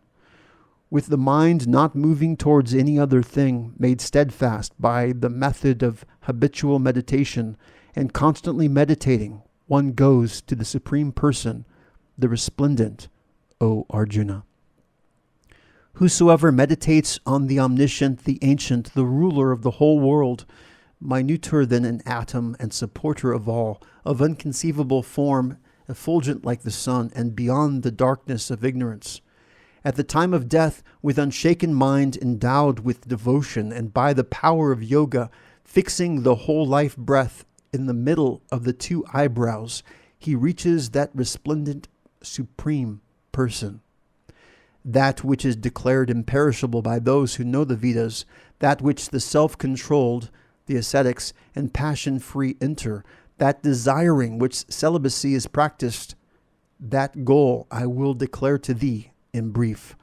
Having closed all the gates, confined the mind and the heart, and fixed the life breath in the head, engaged in the practice of concentration, uttering the monosyllable Om, the Brahman, remembering me always, he who departs thus, leaving the body, attains to the supreme goal.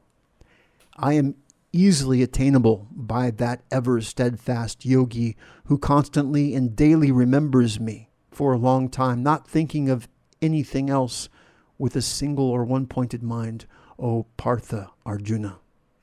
Having attained me, these great souls do not again take birth here, which is the place of pain and is non-eternal. They have reached the highest perfection, liberation. All the worlds, including the world of Brahma, are subject to return again, O Arjuna.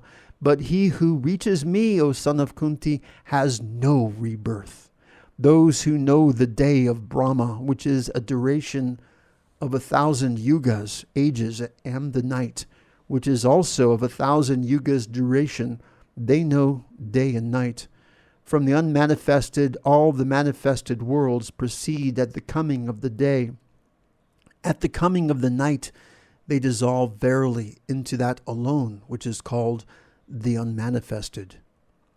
This same multitude of beings born again and again is dissolved helplessly, O Arjuna, into the unmanifested at the coming of the night, and comes forth at the coming of the day. But verily there exists higher than the unmanifested, another unmanifested eternal, who is not destroyed when all beings are destroyed. What is called the unmanifested and the imperishable, that, they say, is the highest goal, the path. They who reach it do not return to this cycle of births and deaths. That is my highest abode, place, or state. That highest Purusha, O Arjuna, is attainable by unswerving devotion to him alone, within whom all beings dwell, and by whom all this is pervaded. Now I will tell thee, O chief of the Bharatas, the times departing at which the yogis will return or not return. Fire, light, daytime, the bright fortnight, the 6 months of the northern path of the sun, northern solstice, departing then by these, men who know Brahman go to Brahman. Attaining to the lunar light by smoke, nighttime, the dark fortnight, or the 6 months of the southern path of the sun, the southern solstice, the yogi returns. The bright and the dark paths of the world are verily thought to be eternal. By the one, the bright path, the person goes not to return again, and by the other, the dark path, he returns. Knowing these paths, O Arjuna, no yogi is deluded. Therefore, at all times, be steadfast in yoga. Whatever fruits or merits is declared in the scriptures to accrue from the study of the Vedas, the performance of sacrifices, the practice of austerities, and the offering of gifts. Beyond all these goes the yogi. Having known this, and he attains to the supreme, primeval, first, or ancient abode. Thus, in the Upanishads of the glorious Bhagavad Gita, the science of the eternal, the scripture of yoga, the dialogue between Sri Krishna and Arjuna, ends the 8th discourse entitled The Yoga of Imperishable Brahman. Chapter 9. The Yoga of the Kingly Science and the Kingly Secret. Summary of 9th discourse. Observing that Arjuna was a qualified aspirant and endowed with faith, Krishna declares to him the sovereign knowledge and the sovereign secret that is to be known by direct experience. He adds that without faith in this knowledge, man fails to reach God and is reborn to suffer. Now the Lord proceeds to describe his nature as the eternal, all-comprehensive truth. He is everything that is invisible and visible. He pervades everything that exists. He creates everything, sustains everything, and when final dissolution takes place, absorbs everything into himself. He manifests to them again when the next creation begins. All beings who are ignorant of this knowledge are caught helplessly in the cycle of birth and death. In the midst of this creation, preservation, and dissolution of the universe, the Lord stands as a silent witness, unaffected and unattached. He is the sole director, sustainer, and supervisor of his cosmic prakriti. Ignorant beings are not able to recognize the Lord in one who has realized him.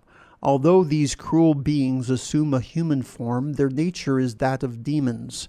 The God-realized Mahatma, on the other hand, is a man of knowledge and perceives him indwelling all beings and creatures. He beholds the underlying unity of existence in all names and forms. The Lord's divine protection is assured to all those who take refuge in him. Whatever path a devotee follows, he ultimately reaches him. He is the goal of the various methods of spiritual practice. Devotion, Sri Krishna emphasizes, is the essence of all spiritual discipline.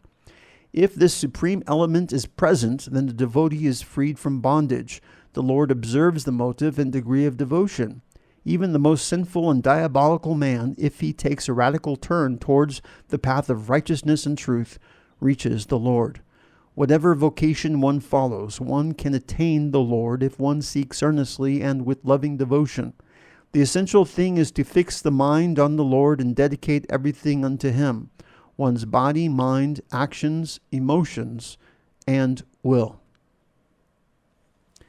The blessed Lord said, I shall now declare to thee who does not cavil the greatest secret, the knowledge combined with experience, self-realization. Having known this, thou shalt be free from evil. This is the kingly science, the kingly secret, the supreme purifier, realizable by direct intuitional knowledge, according to righteousness, very easy to perform and imperishable. Those who have no faith in this Dharma, knowledge of self, O Parantapa, Arjuna, return to the path of this world of death without attaining me. All this world is pervaded by me in my unmanifest aspect. All beings exist in me, but I do not dwell in them. Nor do beings exist in me in reality.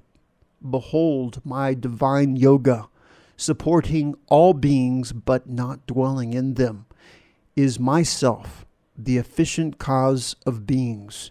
As the mighty wind moving everywhere rests always in the ether, even so, know thou that all beings rest in me. All beings, O Arjuna, enter into my nature at the end of a kalpa. I send them forth again at the beginning of the next kalpa. Animating my nature, I again and again send forth all this multitude of beings, helpless by the force of nature. These actions do not bind me, O Arjuna, sitting like one indifferent, unattached to those acts. Under me as supervisor, nature produces the moving and the unmoving. Because of this, O Arjuna, the world revolves. Fools disregard me, clad in human form, not knowing my higher being as the great Lord of all beings. Of vain hopes, of vain actions, of vain knowledge, and senseless, they verily are possessed of the deceitful nature of demons and undivine beings.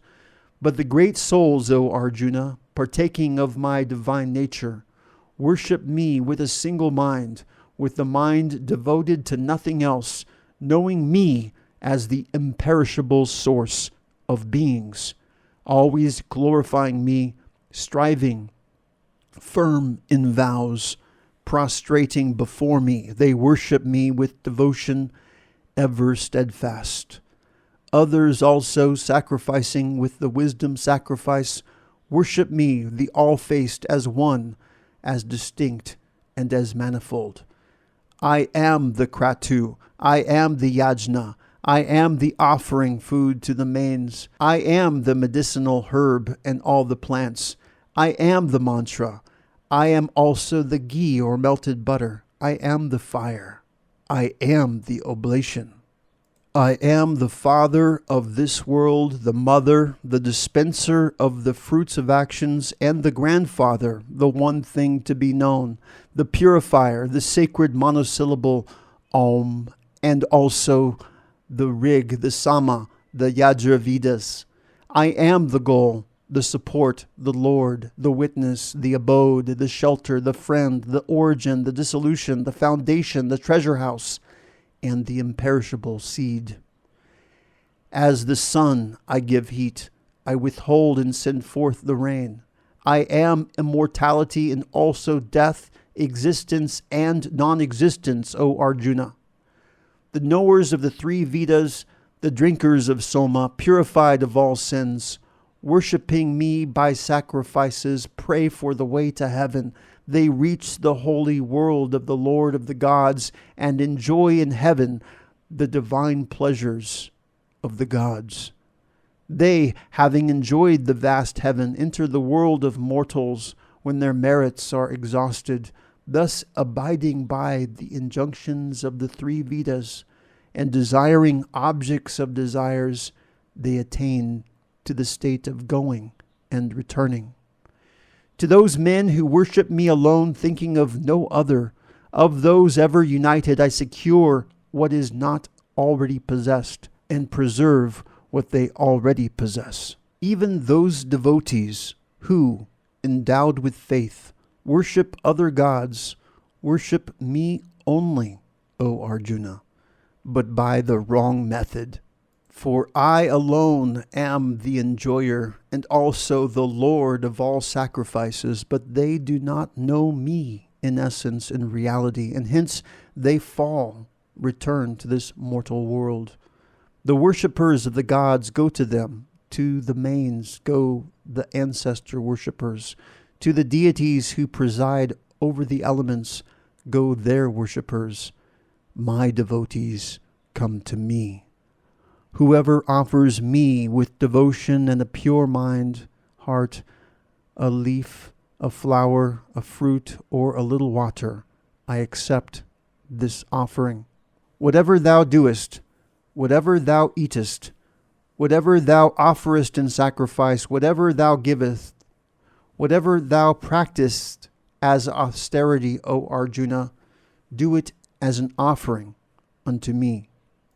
The same am I to all beings. To me there is none hateful or dear, but those who worship me with devotion are in me, and I am also in them.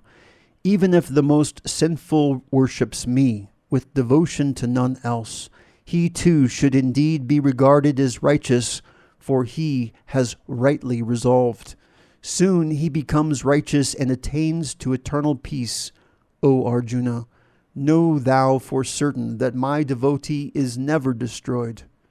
For taking refuge in me, they also, who, O Arjuna, may be of sinful birth, women, Vaisyas, as well as Sudras, attain the supreme goal. How much more easily then the holy Brahmins and devoted royal saints attain the goal, having obtained this impermanent and unhappy world, do thou worship me. Fix thy mind on me, be devoted to me, sacrifice unto me, bow down to me, having thus united thy whole self with me, taking me as the supreme goal, thou shalt verily come unto me. Thus, in the Upanishads of the glorious Bhagavad Gita, the science of the eternal, the scripture of yoga, the dialogue between Sri Krishna and Arjuna, ends the ninth discourse entitled The Yoga of the Kingly Science and the Kingly Secret. Chapter 10. The Yoga of the Divine Glories. Summary of the 10th Discourse. Krishna tells Arjuna that even the devas and highly evolved souls fail to understand how he projects himself as the universe and all its manifestations. He goes on to describe the various qualities that beings manifest according to their karmas. All these qualities, wisdom, truth, contentment, etc., originate from him. The true devotees of the Lord are wholly absorbed in him. They have completely surrendered to him, and through single-minded devotion, they are granted the power of discrimination, the discrimination that leads them from the unreal to the real. Krishna emphatically declares that ignorance is destroyed and knowledge gained through divine grace alone. Arjuna accepts the descent of the Supreme in a human form, but wishes to know from the Lord himself his cosmic powers by means of which he controls the diverse forces of the universe. The Lord describes his divine glories, bringing within the range of Arjuna's comprehension his limitless manifestations and how he upholds everything. In short, the Lord is the almighty power that creates, sustains, and destroys everything. The Blessed Lord said, "Again, O mighty armed Arjuna, listen to my supreme word, which I shall declare to thee who art beloved for thy welfare. Neither the hosts of the gods nor the great sages know my origin, for in every way I am the source of all the gods and the great sages. He who knows me as unborn and beginningless, as the great Lord of the worlds, he among mortals is undiluted, and he is liberated from all sins. Intellect, wisdom, non-delusion, forgiveness, truth, self-restraint, calmness, happiness, pain, birth or existence, death or non-existence, fear and also fearlessness, non-injury, equanimity, contentment, austerity, fame, beneficence, ill fame, these different kinds of qualities of beings arise from me alone. The 7 great sages, the ancient 4, and also the Manus, possessed of powers like me, on account of their minds being fixed on me, were born of my mind. From them are these creatures born in this world. He who in truth knows these manifold manifestations of my being and this yoga power of mine becomes established in the unshakable yoga. There is no doubt about it. I am the source of all. From me everything evolves. Understanding thus, the wise, endowed with meditation, worship me, with their minds and lives entirely absorbed in me, enlightening each other and always speaking of me. They are satisfied and delighted. To them who are ever steadfast, worshiping me with love, I give the yoga of discrimination by which they come to me. Out of mere compassion for them, I, dwelling within their self, destroy the darkness born of ignorance by the luminous lamp of knowledge." Arjuna said, "Thou art the supreme Brahman, the supreme abode or the supreme light, the supreme purifier, the eternal divine person, the primeval God, unborn and omnipresent. All the sages have thus declared thee, as also the divine sage Narada, so also Asita, Devala, and Vyasa, and now thou thyself sayest so to me. I believe all this that thou sayest to me as true, O Krishna. Verily, O blessed Lord, neither the gods nor the demons know thy manifestation, origin. Verily, thou thyself knowest thyself by thyself, O supreme person, O source and Lord of beings, O God of gods, O ruler of this world. Thou shouldst indeed tell without reserve of thy divine glories by which thou existest, pervading all these worlds. None else can do so. How shall I, ever meditating, know thee, O Yogin? In what aspects or things, O blessed Lord, art thou to be thought of by me? Tell me again in detail, O Krishna, of thy yogic power and glory, for I am not satisfied with what I have heard of thy life-giving and nectar-like speech." The blessed Lord said, "Very well. Now I will declare to thee my divine glories in their prominence, O Arjuna. There is no end to their detailed description. I am the Self, O Gudakesha, seated in the hearts of all beings. I am the beginning, the middle, and also the end of all beings. Among the 12 Adityas, I am Vishnu. Among the luminaries, the radiant sun. I am Marichi. Among the 7 or 49 Maruts. Among the stars, the moon am I. Among the Vedas, I am the Samavita. I am Vasava. Among the gods, among the senses, I am the mind. I am intelligence among living beings. And among the Rudras, I am Shankara. Among the Yakshas and Rakshasas, the Lord of Wealth, Kubera. Among the Vasus, I am Pavaka, fire. And among the 7 mountains, I am the Meru. And among the kingly priests, O Arjuna, know me to be the chief, Brihaspati. Among the army generals, I am Skanda. Among the lakes, I am the ocean. Among the great sages, I am Brigu. Among words, I am the monosyllable Om. Among sacrifices, I am the sacrifice of silent repetition. Among immovable things, the Himalayas I am. Among the trees, I am the people. Among the divine sages, I am Narada. Among Gandharvas, I am Chitraratha. Among the perfected, the sage Kapila. Know me as Uchhaisravas, born of nectar among horses. Among lordly elephants, I am Airavata. And among men, the king. Among weapons, I am the thunderbolt. Among cows, I am the wish-fulfilling cow called Sarabhi. I am the progenitor, the god of love. Among serpents, I am Vasuki. I am Ananta among the Nagas. I am Varuna among the water deities. Aryaman among the mains I am. I am Yama among the governors. And I am Pralad among the demons. Among the reckoners, I am time. Among beasts, I am their king, the lion, and Garuda among birds. Among the purifiers or the speeders, I am the wind. Rama among the warriors am I. Among the fishes, I am the shark. Among the streams, I am the Ganga.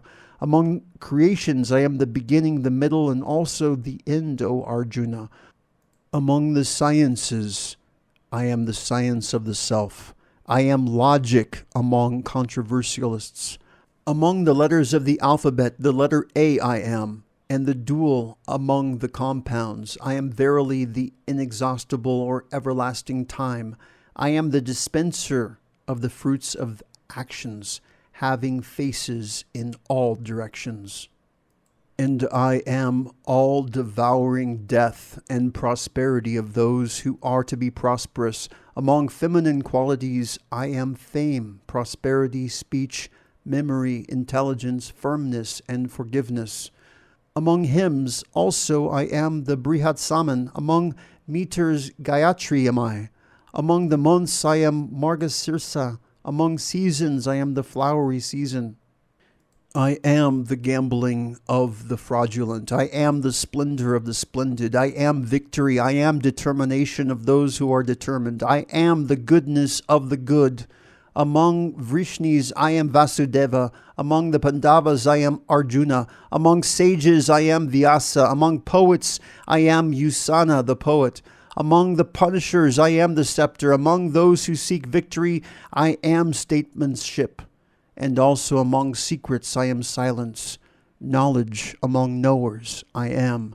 And whatever is the seed of all beings, that also am I, O Arjuna. There is no being, whether moving or unmoving, that can exist without me.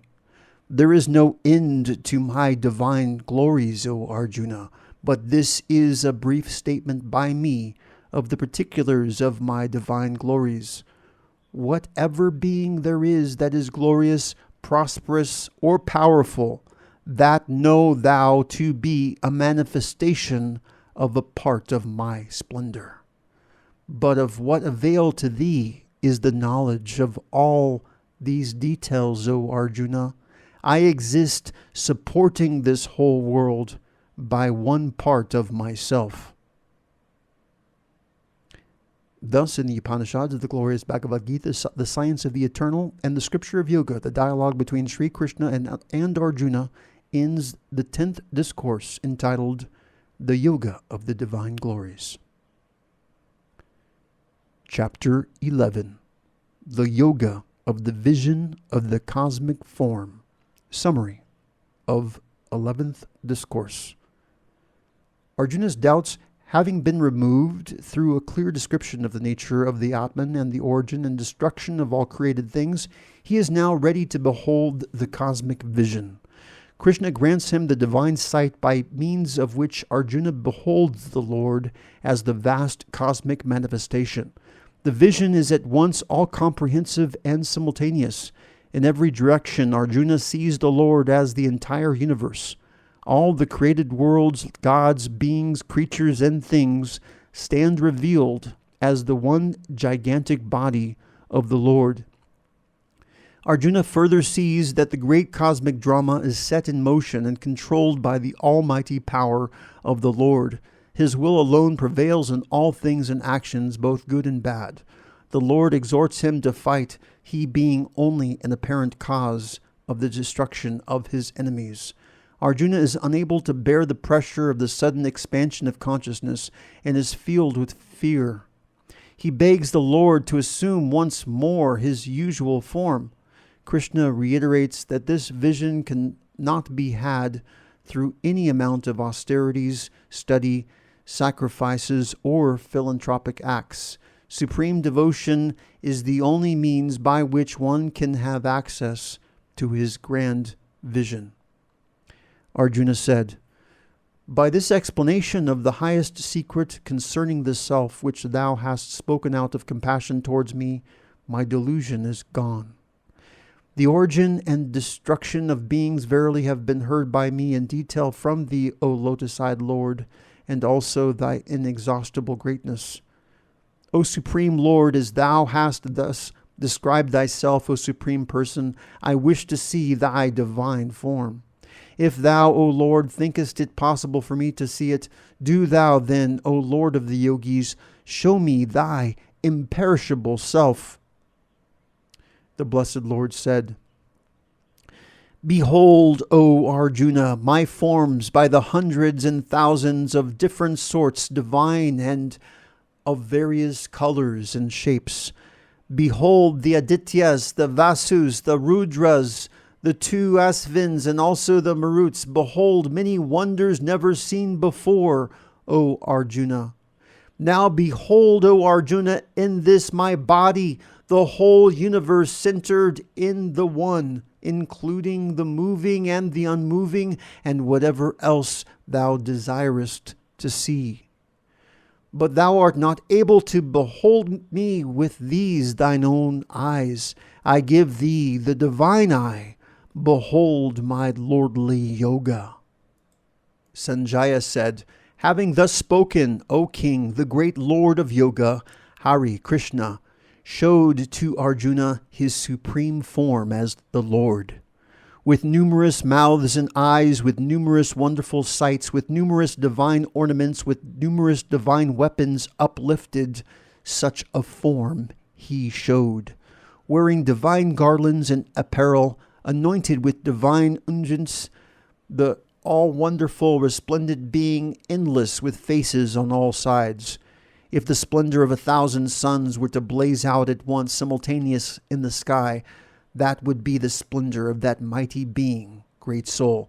There in the body of the God of gods, Arjuna then saw the whole universe resting in the one with its many groups. Then Arjuna, filled with wonder and with hair standing on end, bowed down his head to the Lord and spoke with joined palms. Arjuna said, "I behold all the gods, O God, in thy body, and hosts of various classes of beings, Brahma, the Lord, seated on the lotus, all the sages and the celestial serpents.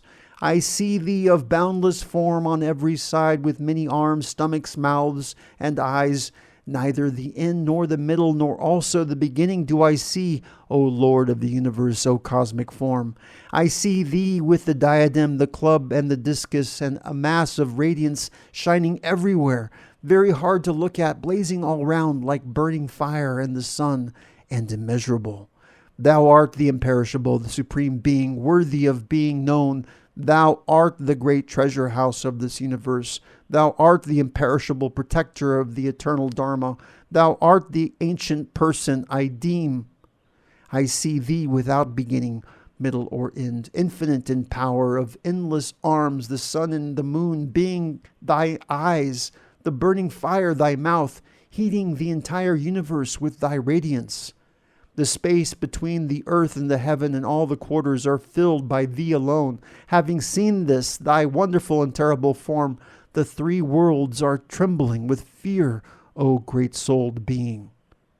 Verily into thee enter these hosts of gods. Some extol thee in fear with joined palms. May it be well. Saying thus, bands of great sages and perfected ones praise thee with complete hymns.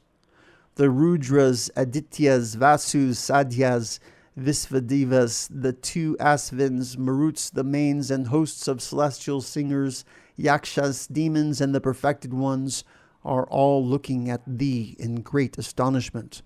Having beheld thy immeasurable form with many mouths and eyes, O mighty armed, with many arms, thighs, and feet, with many stomachs, and fearful, with many teeth, the worlds are terrified, and so am I. On seeing thee, the cosmic form, touching the sky, shining in many colors, with mouths wide open, with large fiery eyes, I am terrified at heart and find neither courage nor peace, O Vishnu. Having seen thy mouths fearful with teeth, blazing like the fires of cosmic dissolution, I know not the four quarters, nor do I find peace. Have mercy, O Lord of the gods, O abode of the universe. All the sons of Dhritarashtra with the host of kings of the earth, Bhishma, Drona, and Karna, with the chief among all our warriors, they hurriedly enter into thy mouths, with terrible teeth and fearful to behold. Some are found sticking in the gaps between the teeth, with their heads crushed to powder. Verily, just as many torrents of rivers flow toward the ocean, even so these heroes of the world of men enter thy flaming mouths. As moths hurriedly rush into a blazing fire for their own destruction, so also these creatures hurriedly rush into thy mouths for their own destruction. Thou lickest up, devouring all the worlds on every side with thy flaming mouths. Thy fierce rays, filling the whole world with radiance, are burning, O Vishnu. Tell me who thou art, so fierce in form. Salutations to thee, O God supreme. Have mercy, I desire to know thee, the original being. I know not indeed thy doing. The blessed Lord said, I am the mighty world-destroying time, now engaged in destroying the worlds. Even without thee, none of the warriors arrayed in the hostile armies shall live. Therefore, stand up and obtain fame. Conquer the enemies and enjoy the unrivaled kingdom. Verily, they have already been slain by me. Be thou a mere instrument, O Arjuna. Drona, Bhishma, Jayadratha, Karna, and all the other courageous warriors, these have already been slain by me. Do thou kill, be not distressed with fear. Fight, and thou shalt conquer thy enemies in battle.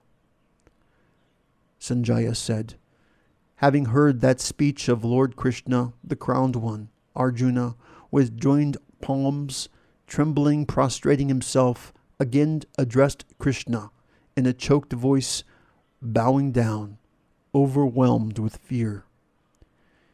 Arjuna said, It is meet, O Krishna, that the world delights and rejoices in thy praise. Demons fly to fear to all quarters, and the hosts of the perfected ones bow to thee. And why should they not, O great soul, bow to thee who art greater than all else, the primal cause even of Brahma, the creator, O infinite being, O Lord of the gods, O abode of the universe? Thou art the imperishable, the being, the non-being, and that which is the supreme, that which is beyond the being and non-being. Thou art the primal God, the ancient Purusha, the supreme refuge of this universe, the knower, the knowable, and the supreme abode. By thee is the universe pervaded, O being of infinite forms. Thou art Vayu, Yama, Agni, Varuna, the moon, the creator, the great-grandfather. Salutations, salutations unto thee 1,000 times, and again salutations, salutations unto thee. Salutations to thee from front and from behind. Salutations to thee on every side.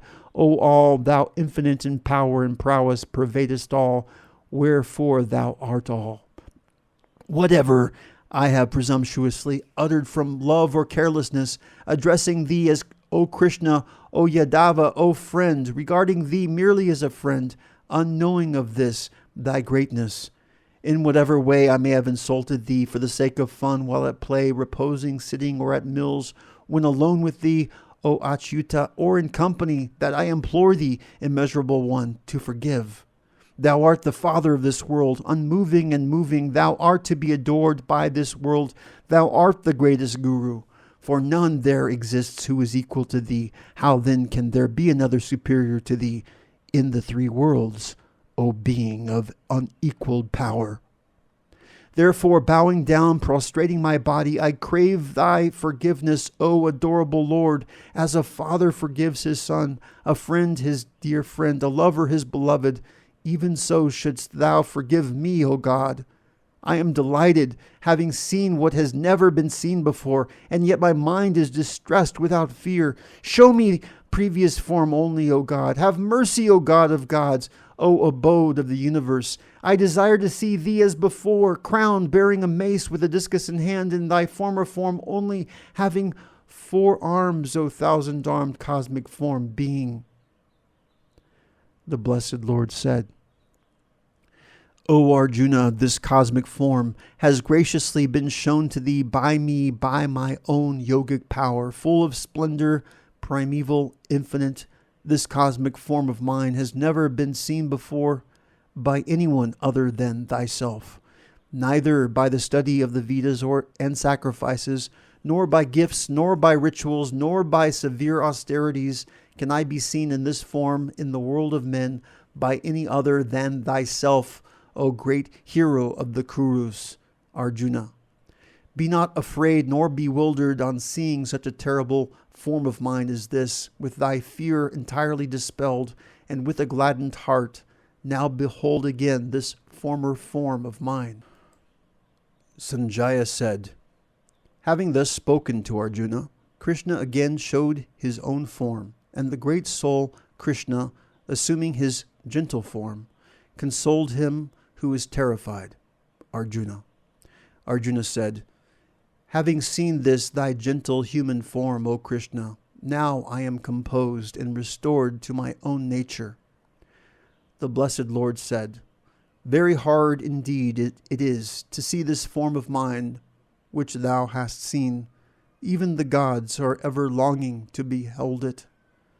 Neither by the Vedas, nor by austerity, nor by gift, nor by sacrifice can I be seen in this form as thou hast seen me so easily. But by single-minded devotion can I of this form be known and seen in reality, and also entered into, O Arjuna.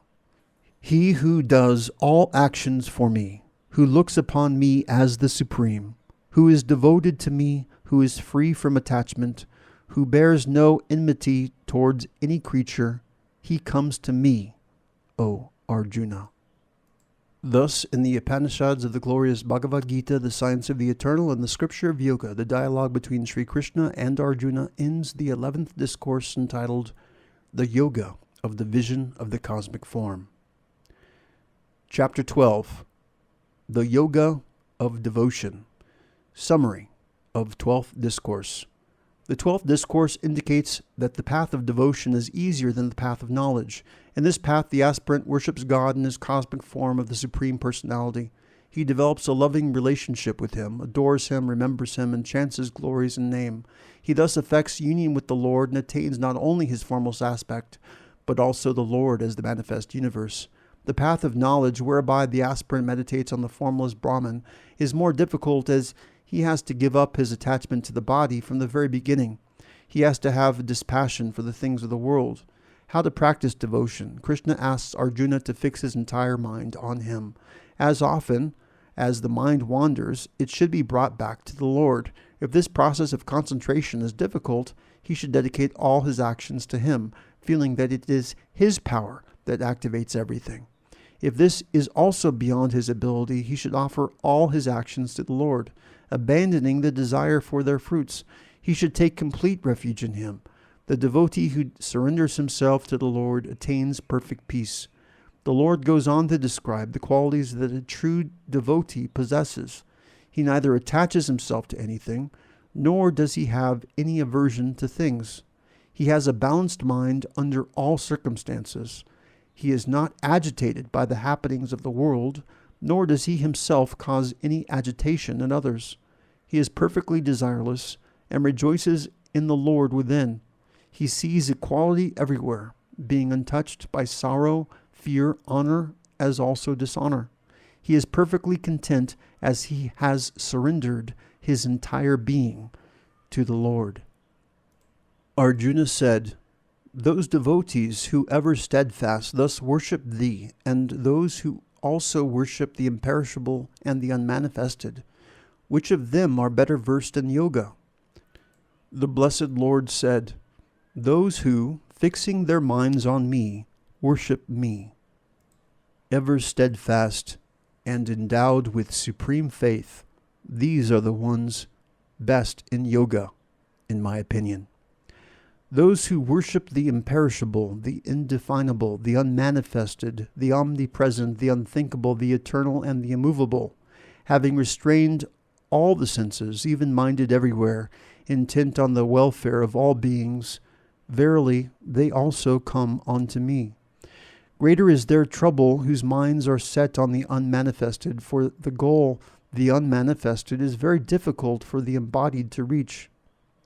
But to those who worship Me, renouncing all actions in Me, regarding Me as the supreme goal, meditating on Me with single-minded yoga, to those whose minds are set on Me, O Arjuna, verily I become, ere long, the Savior out of the ocean of the mortal samsara. Fix thy mind on Me only, thy intellect in Me, then thou shalt no doubt live in Me alone hereafter. If thou art unable to fix thy mind steadily on Me, then by the yoga of constant practice do thou seek to reach Me, O Arjuna. If thou art unable to practice even this abhyasa yoga, be thou intent on doing actions for My sake. Even by doing actions for My sake, thou shalt attain perfection. If thou art unable to do even this, then, taking refuge in union with Me, renounce the fruits of all actions with the self-controlled. Better indeed is knowledge than practice. Than knowledge, meditation is better. Than meditation, the renunciation of the fruits of actions.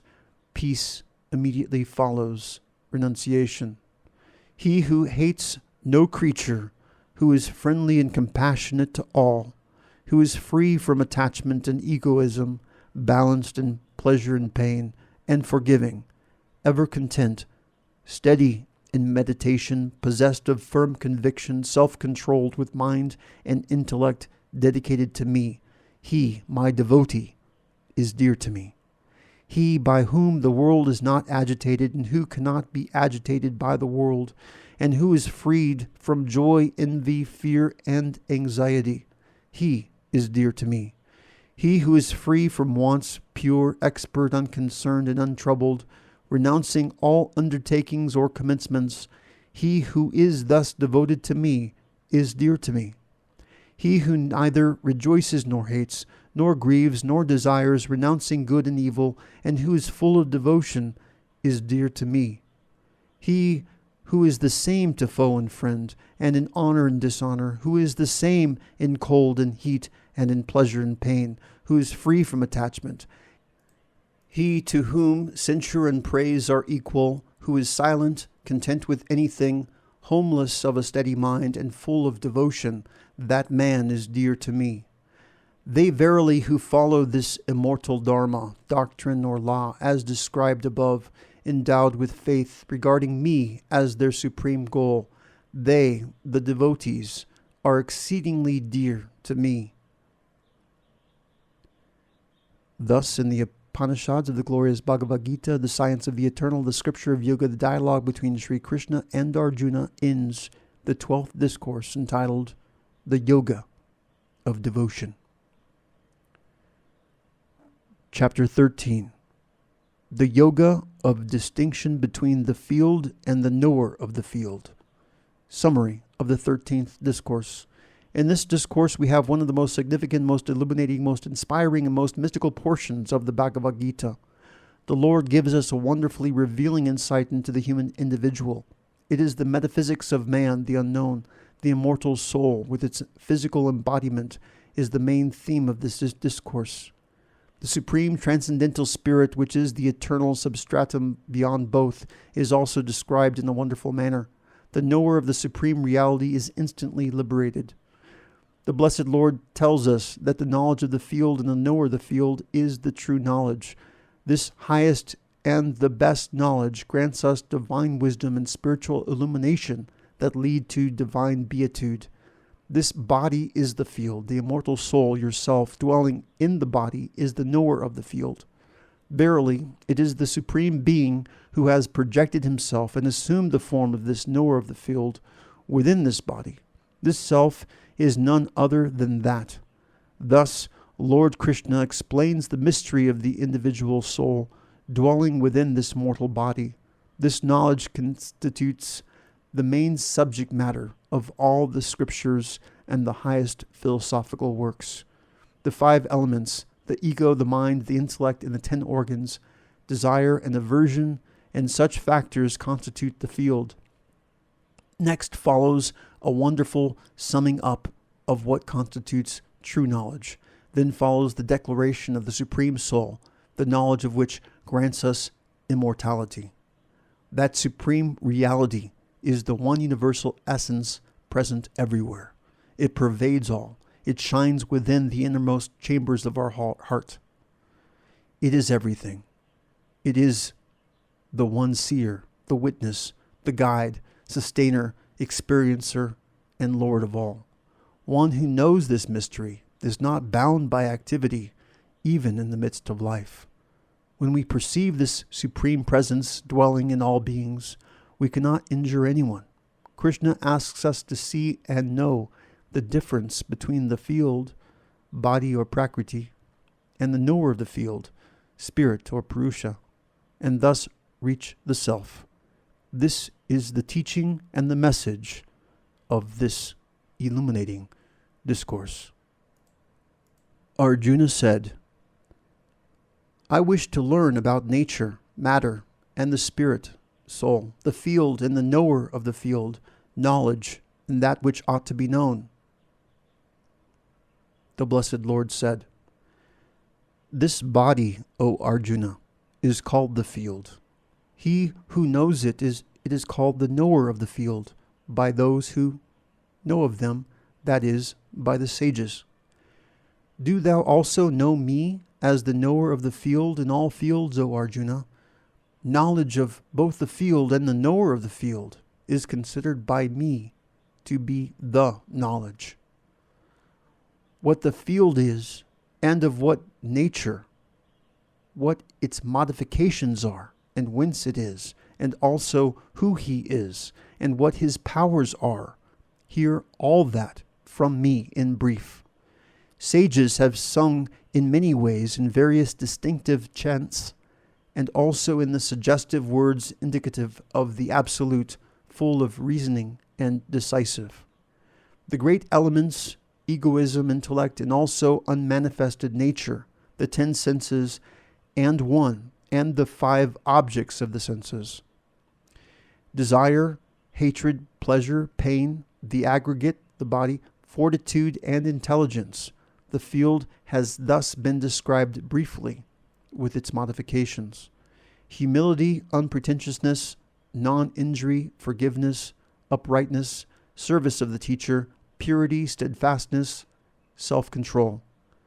Indifference to the objects of the senses, also absence of egoism, perception of or reflection on the evil in birth, death, old age, sickness, and pain. Non-attachment, non-identification of the self with son, wife, home, and the rest, and constant even-mindedness on the attainment of the desirable and the undesirable. Unswerving devotion into me by the yoga of non-separation, resort to solitary places, distaste for the society of men. Constancy in self-knowledge, perception of the end of true knowledge. This is declared to be knowledge, and what is opposed to it is ignorance. I will declare that which has to be known, knowing which one attains to immortality, the beginningless supreme Brahman, called neither being nor non-being, with hands and feet everywhere, with eyes, heads, and mouths everywhere, with ears everywhere. He exists in all the worlds, enveloping all, shining by the functions of all the senses, yet without the senses, unattached, yet supporting all, devoid of qualities, yet their experiencer. Without and within all beings, the unmoving and also the moving, because of his subtlety, unknowable, and near and far away is that. And undivided, yet he exists as if divided in all beings. He is to be known as the supporter of beings. He devours and he generates also. That the light of all lights is beyond darkness. It is said to be knowledge, the knowable and the goal of knowledge, seated in the hearts of all. Thus the field as well as knowledge and the knowable have been briefly stated. My devotee, knowing this, enters into my being. Know thou that nature and spirit are beginningless, and know also that all modifications and qualities are born of nature. In the production of the effect and the cause, nature, matter, is said to be the cause. In the experience of pleasure and pain, the soul is said to be the cause. The soul, seated in nature, experiences the qualities born of nature. Attachment to the qualities is the cause of his birth in good and evil wombs. The Supreme Soul in this body is also called the spectator, the permitter, the supporter, the enjoyer, the great Lord and the Supreme Self. He who thus knows spirit and matter together with the qualities in whatever condition he may be, he is not reborn. Some, by meditation, behold the self in the self, by the self, others by the yoga of knowledge, and others by the yoga of action. Others also, not knowing thus, worship, having heard of it from others. They too cross beyond death, regarding what they have heard as the supreme refuge. Wherever a being is born, whether it be unmoving or moving, know thou, O best of the Bharatas, Arjuna, that it is from the union between the field and its knower. He sees who sees the Supreme Lord existing equally in all beings, the imperishing within the perishing. Because he who sees the same Lord dwelling equally everywhere does not destroy the self by the self. He goes to the highest goal. He sees who sees that all actions are performed by nature alone, and that the self is actionless.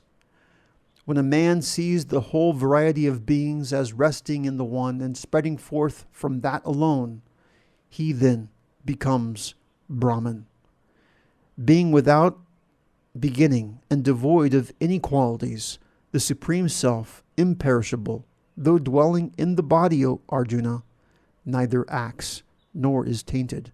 As the all-pervading ether is not tainted because of its subtlety, so the Self, seated everywhere in the body, is not tainted. Just as the one sun illumines the whole world, so also the Lord of the field, the Supreme Self, illumines the whole field, O Arjuna. They who, through the eye of knowledge, perceive the distinction between the field and its knower, and also the liberation from the nature of being, they go to the Supreme. Thus, in the Upanishads of the glorious Bhagavad Gita, the science of the eternal, the scripture of yoga, the dialogue between Sri Krishna and Arjuna, ends the 13th discourse entitled The Yoga of the Distinction Between the Field and the Knower of the Field. Chapter 14. The Yoga of the Division of the Three Gunas. Summary of the 14th discourse. Knowledge of the three cosmic qualities or gunas, namely sattva, rajas, and tamas, is now given through this discourse. The knowledge of these three gunas, which hold the entire universe and all creatures under their sway, is of vital importance to each and everyone for their progress and happiness in life. Without this knowledge, one will be forever bound by sorrow. In this knowledge, we have the secret of success in worldly life, as well as in spiritual life. Therefore, one should acquire this precious knowledge. Lord Krishna reveals that these three qualities compose the cosmic nature. This cosmic nature is the primal source and origin of the entire creation and all things in it. Hence, all things created are subject to their influence and irresistible power. The individual soul also is bound to the body by these three qualities present in cosmic nature. The Supreme Being brings about creation through the help of his Prakriti, nature, endowed with these threefold qualities. The highest of the three qualities is sattva. It is pure. It brings about happiness, wisdom, and also illumination. The second quality of rajas gives rise to passion, manifested by intense attachment and greed. It causes sorrow and suffering. The third, termed tamas, is the worst of all. It arises due to ignorance and results in darkness, lethargy, and delusion. Krishna asks us to diligently endeavor to cast out tamas from our nature. We should control and master rajas by holding it in check. Wisely divert its power towards good kinds of activities. Sattva should be carefully cultivated, developed, and conserved in order to enable us to attain immortality. The realized sage, of course, goes beyond all these qualities, for although it is sattva that enables him to reach God, even this quality will bind him if he is attached to it. The aspirant should know the symptoms and signs of their presence in his personality and acquire a knowledge of their subtle workings. Then only can he maintain an unhampered and smooth progress in all activities of his life, both secular as well as spiritual. Lord Krishna teaches us this important subject in this discourse from the 9th to the 18th verse. He declares that one who rises beyond all the three gunas through spiritual practices becomes free from death, birth, old age, sorrow, and enjoys immortality. In reply to a question from Arjuna, the Blessed Lord describes the marks of one who has risen above the three gunas. He states that if one constantly worships him with exclusive devotion, one will attain the highest divine experience and supreme peace and blessedness. The Blessed Lord said, I will again declare to thee that supreme knowledge, the best of all knowledge, having known which all the sages have gone to the supreme perfection after this life. They who, having taken refuge in this knowledge, attain to unity with me, are neither born at the time of creation, nor are they disturbed at the time of dissolution. My womb is the great Brahma, in that I place the germ. Hence, O Arjuna, is the birth of all beings. Whatever forms are produced, O Arjuna, in any womb whatsoever, the great Brahma is their womb, and I am the seed-giving Father. Purity, passion, and inertia, these qualities, O mighty-armed Arjuna, born of nature, bind fast in the body, the embodied, the indestructible. Of these, sattva, which from its stainlessness is luminous and healthy, binds by attachment to knowledge and to happiness, O sinless one. Know thou rajas to be of the nature of passion, the source of thirst for sensual enjoyment and attachment. It binds fast, O Arjuna, the embodied one, by attachment to action. But know that tamas, to be born of ignorance, deluding all embodied beings, it binds fast, O Arjuna, by heedlessness, sleep, and indolence. Sattva attaches to happiness, rajas to action, O Arjuna, while tamas, shrouding knowledge, attaches to heedlessness only. Now sattva prevails, O Arjuna, having overpowered rajas and tamas. Now rajas, having overpowered sattva and tamas, and now tamas, having overpowered sattva and rajas. When through every gate, since in this body the wisdom light shines, then it may be known that sattva is predominant. Greed, activity, the undertaking of actions, restlessness, longing, these arise when rajas is predominant, O Arjuna. If the embodied one meets with death when sattva has become predominant, then he attains to the spotless worlds of the knowers of the highest. Meeting death in rajas, he is born among those who are attached to action, and dying in tamas, he is born in the womb of the senseless. The fruit of good action, they say, is sattvic and pure. The fruit of rajas is pain, and ignorance is the fruit of tamas. From sattva arises knowledge, and greed from rajas. Heedlessness and delusion arise from tamas, and ignorance also. Those who are seated in sattva proceed upwards. The rajasic dwell in the middle, and tamasic, abiding in the function of the lowest guna, go downwards. When the seer beholds no agent other than the gunas, knowing that which is higher than them, he attains to my being. The embodied one, having crossed beyond these three gunas out of which the body is evolved, is freed from birth, death, decay, and pain, and attains to immortality. Arjuna said, "What are the marks of him who has crossed over the three qualities, O Lord? What is his conduct, and how does he go beyond these three qualities?" The blessed Lord said, "Light, activity, and delusion, when they are present, O Arjuna, he hates not, nor does he long for them when they are absent. He who, seated like one unconcerned, is not moved by the qualities, and who, knowing that the qualities are active, is self-centered and moves not. Alike in pleasure and pain, who dwells in the self, to whom a clod of earth, stone, and gold are alike, to whom the dear and the unfriendly are alike firm, the same in censure and praise, the same in honor and dishonor, the same to friend and foe, abandoning all undertakings, he is said to have crossed the qualities. And he who serves me with unswerving devotion, he crossing beyond the qualities, is fit for becoming Brahman. For I am the abode of Brahman, the immortal and the immutable, of everlasting Dharma and of absolute bliss."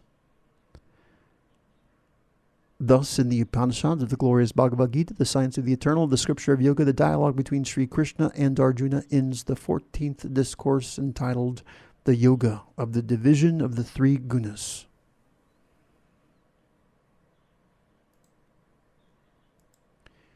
Chapter 15.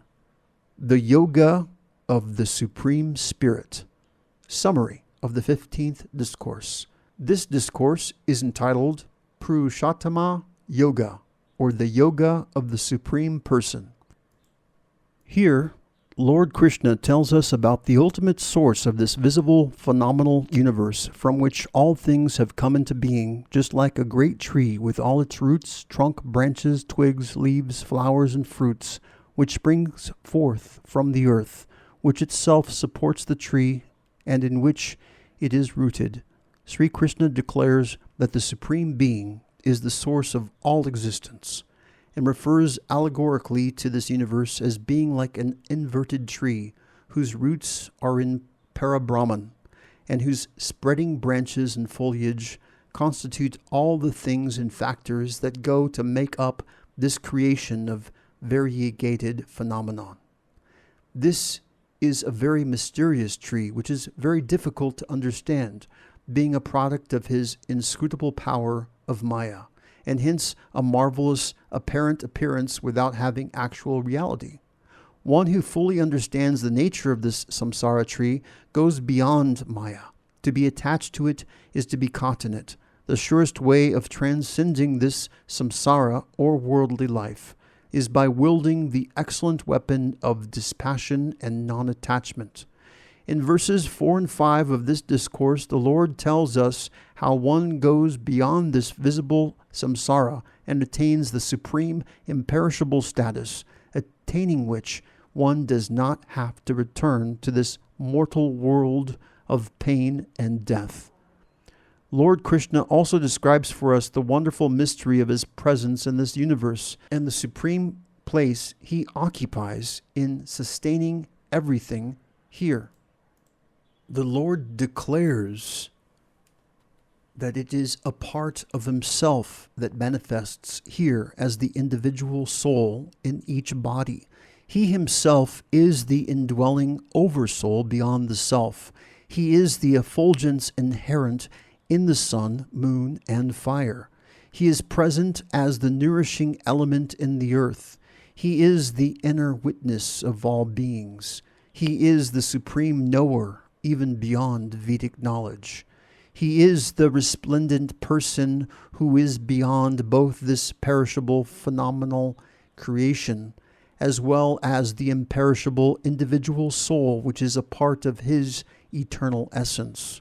Thus, because he is beyond perishable matter and superior to the imperishable soul enveloped in Maya, he is known in this world as well as in the Vedas as the Supreme Person. The Blessed Lord said, "They, the wise, speak of the indestructible peepal tree, having its root above and branches below, whose leaves are the meters or hymns.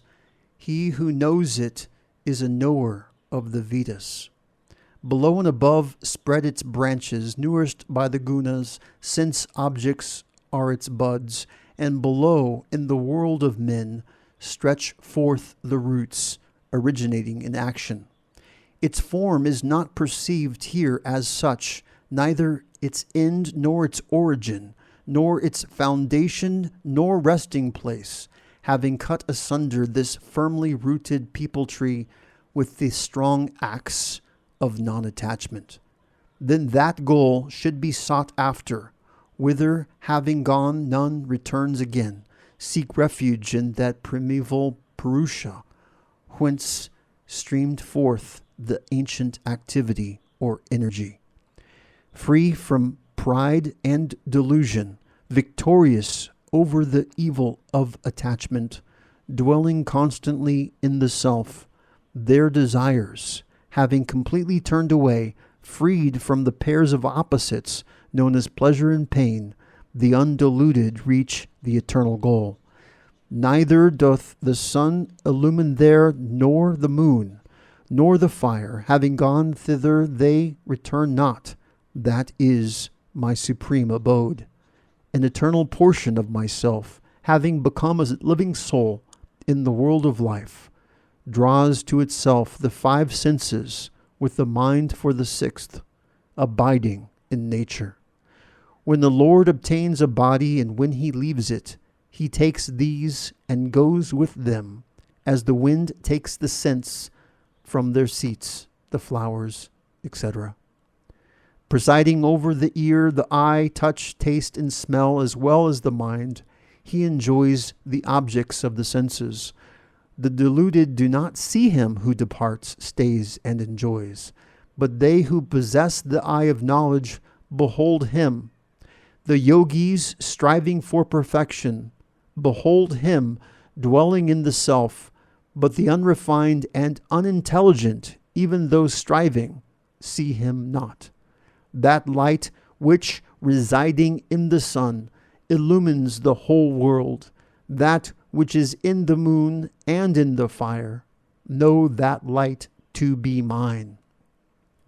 Permeating the earth, I support all beings by my energy, and having become the watery moon, I nourish all herbs.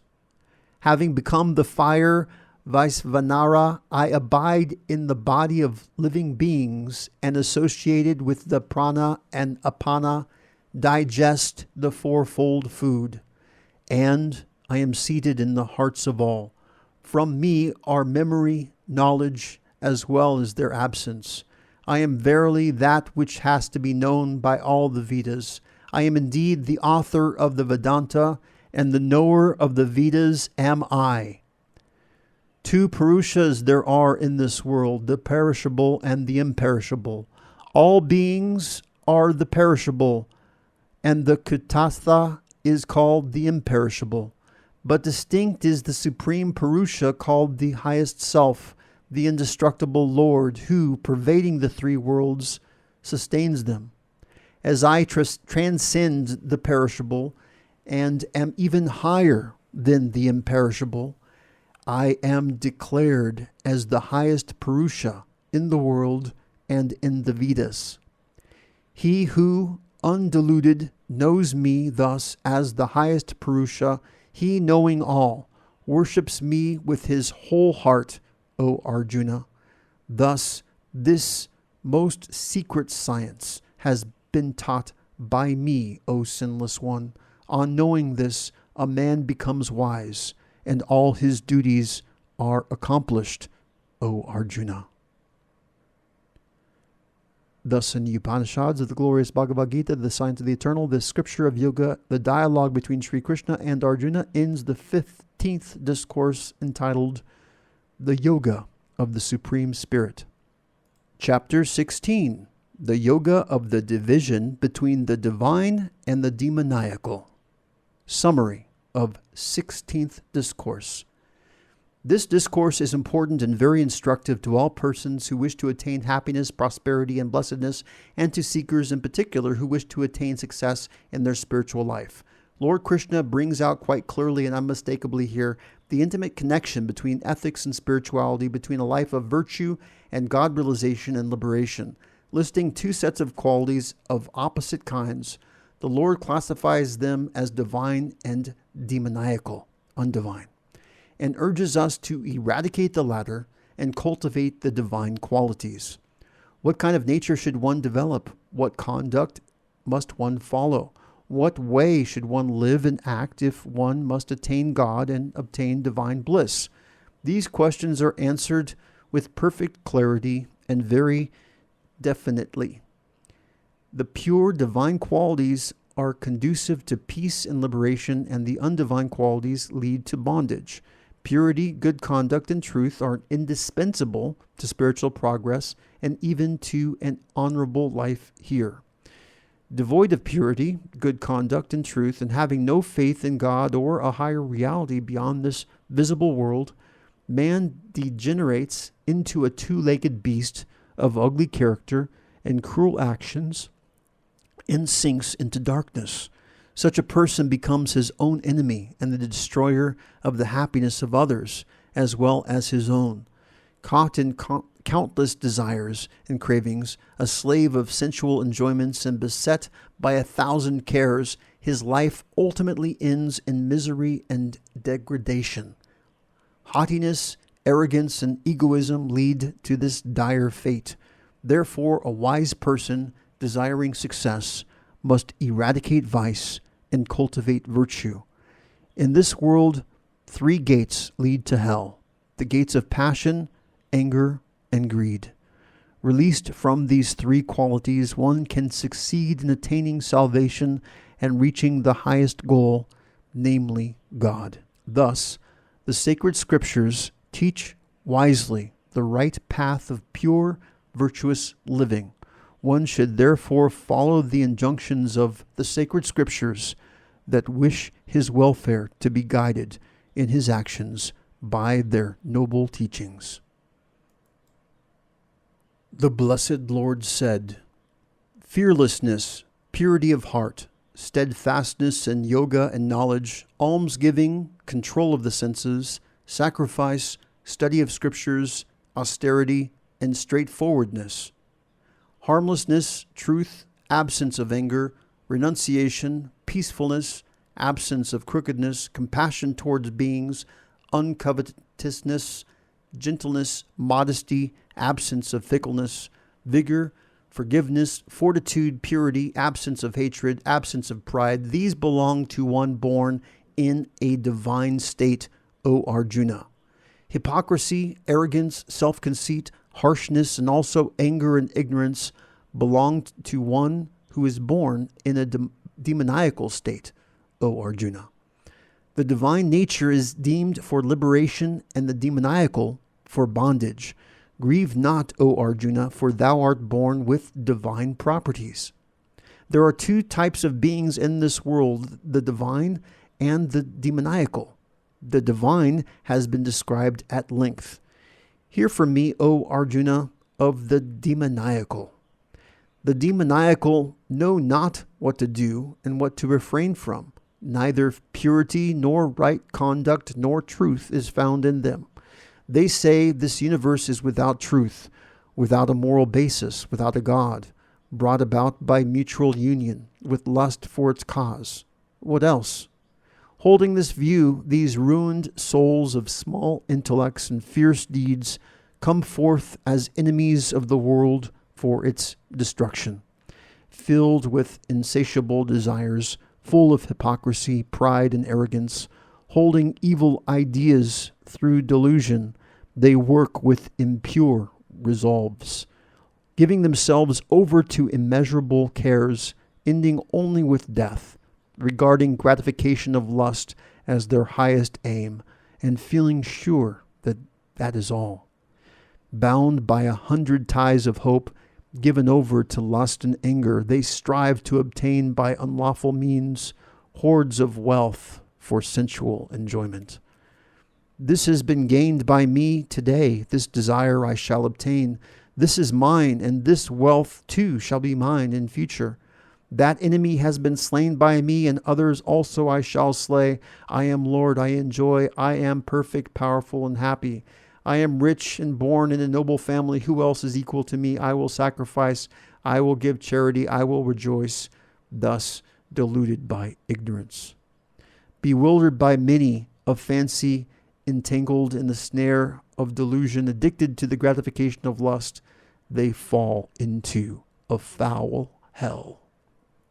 Self-conceited, stubborn, fueled with intoxication and pride of wealth, they perform sacrifices in name through ostentation contrary to scriptural ordinances. Given over to egoism, power, haughtiness, lust, and anger, these malicious people hate me in their own bodies and those of others. These cruel haters, the worst among men in the world, I hurl all these evildoers forever into the wombs of demons only, entering into demoniacal wombs and deluded birth after birth, not attaining me. They thus fall, O Arjuna, into a condition still lower than that. Triple is the gate of this hell, destructive of the self, lust, anger, and greed. Therefore, one should abandon these 3. A man who is liberated from these 3 gates to darkness, O Arjuna, practices what is good for him and thus goes to the supreme goal. He who, casting aside the ordinances of the Scriptures, acts under the impulse of desire, attains neither perfection nor happiness, nor the supreme goal. Therefore, let the Scripture be the authority in determining what ought to be done and what ought not to be done. Having known what is said in the ordinance of the Scriptures, thou shouldst act here in this world. Thus, in the Upanishads of the glorious Bhagavad Gita, the science of the eternal, the scripture of yoga, the dialogue between Sri Krishna and Arjuna, ends the 16th discourse entitled The Yoga of the Division between the Divine and the Demoniacal.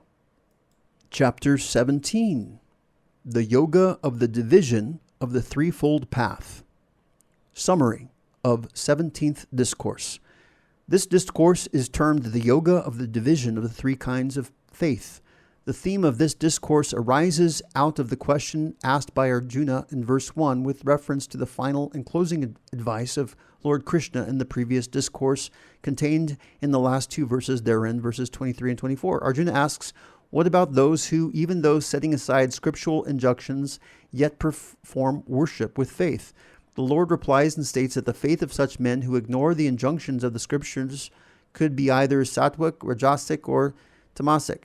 This would be done in accordance with the basic nature of the person himself. And conversely, as is the kind of faith, so develops the nature of the man. Thus, in all things like sacrifice, worship, charity, penance, etc., these qualities become expressed in accordance with the kind of faith in which the person concerned is based. They produce results in accordance with the quality of the doer's faith. These acts, done with right faith, lead to supreme blessedness. When done without any faith whatsoever, all these actions become barren and useless. Arjuna said, those who, setting aside the ordinances of the Scriptures, perform sacrifice with faith. What is their condition, O Krishna?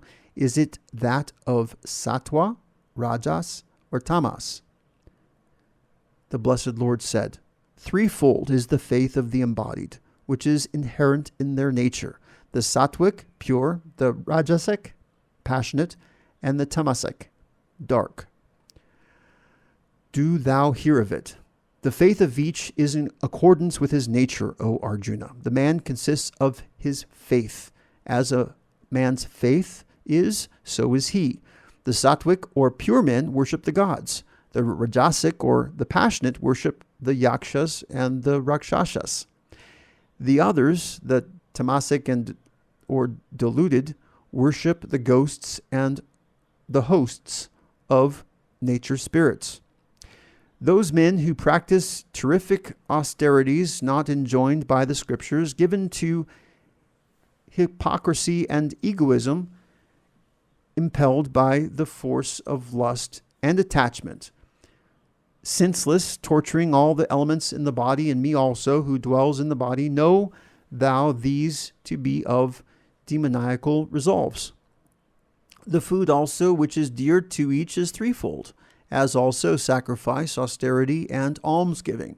Hear thou the distinction of these.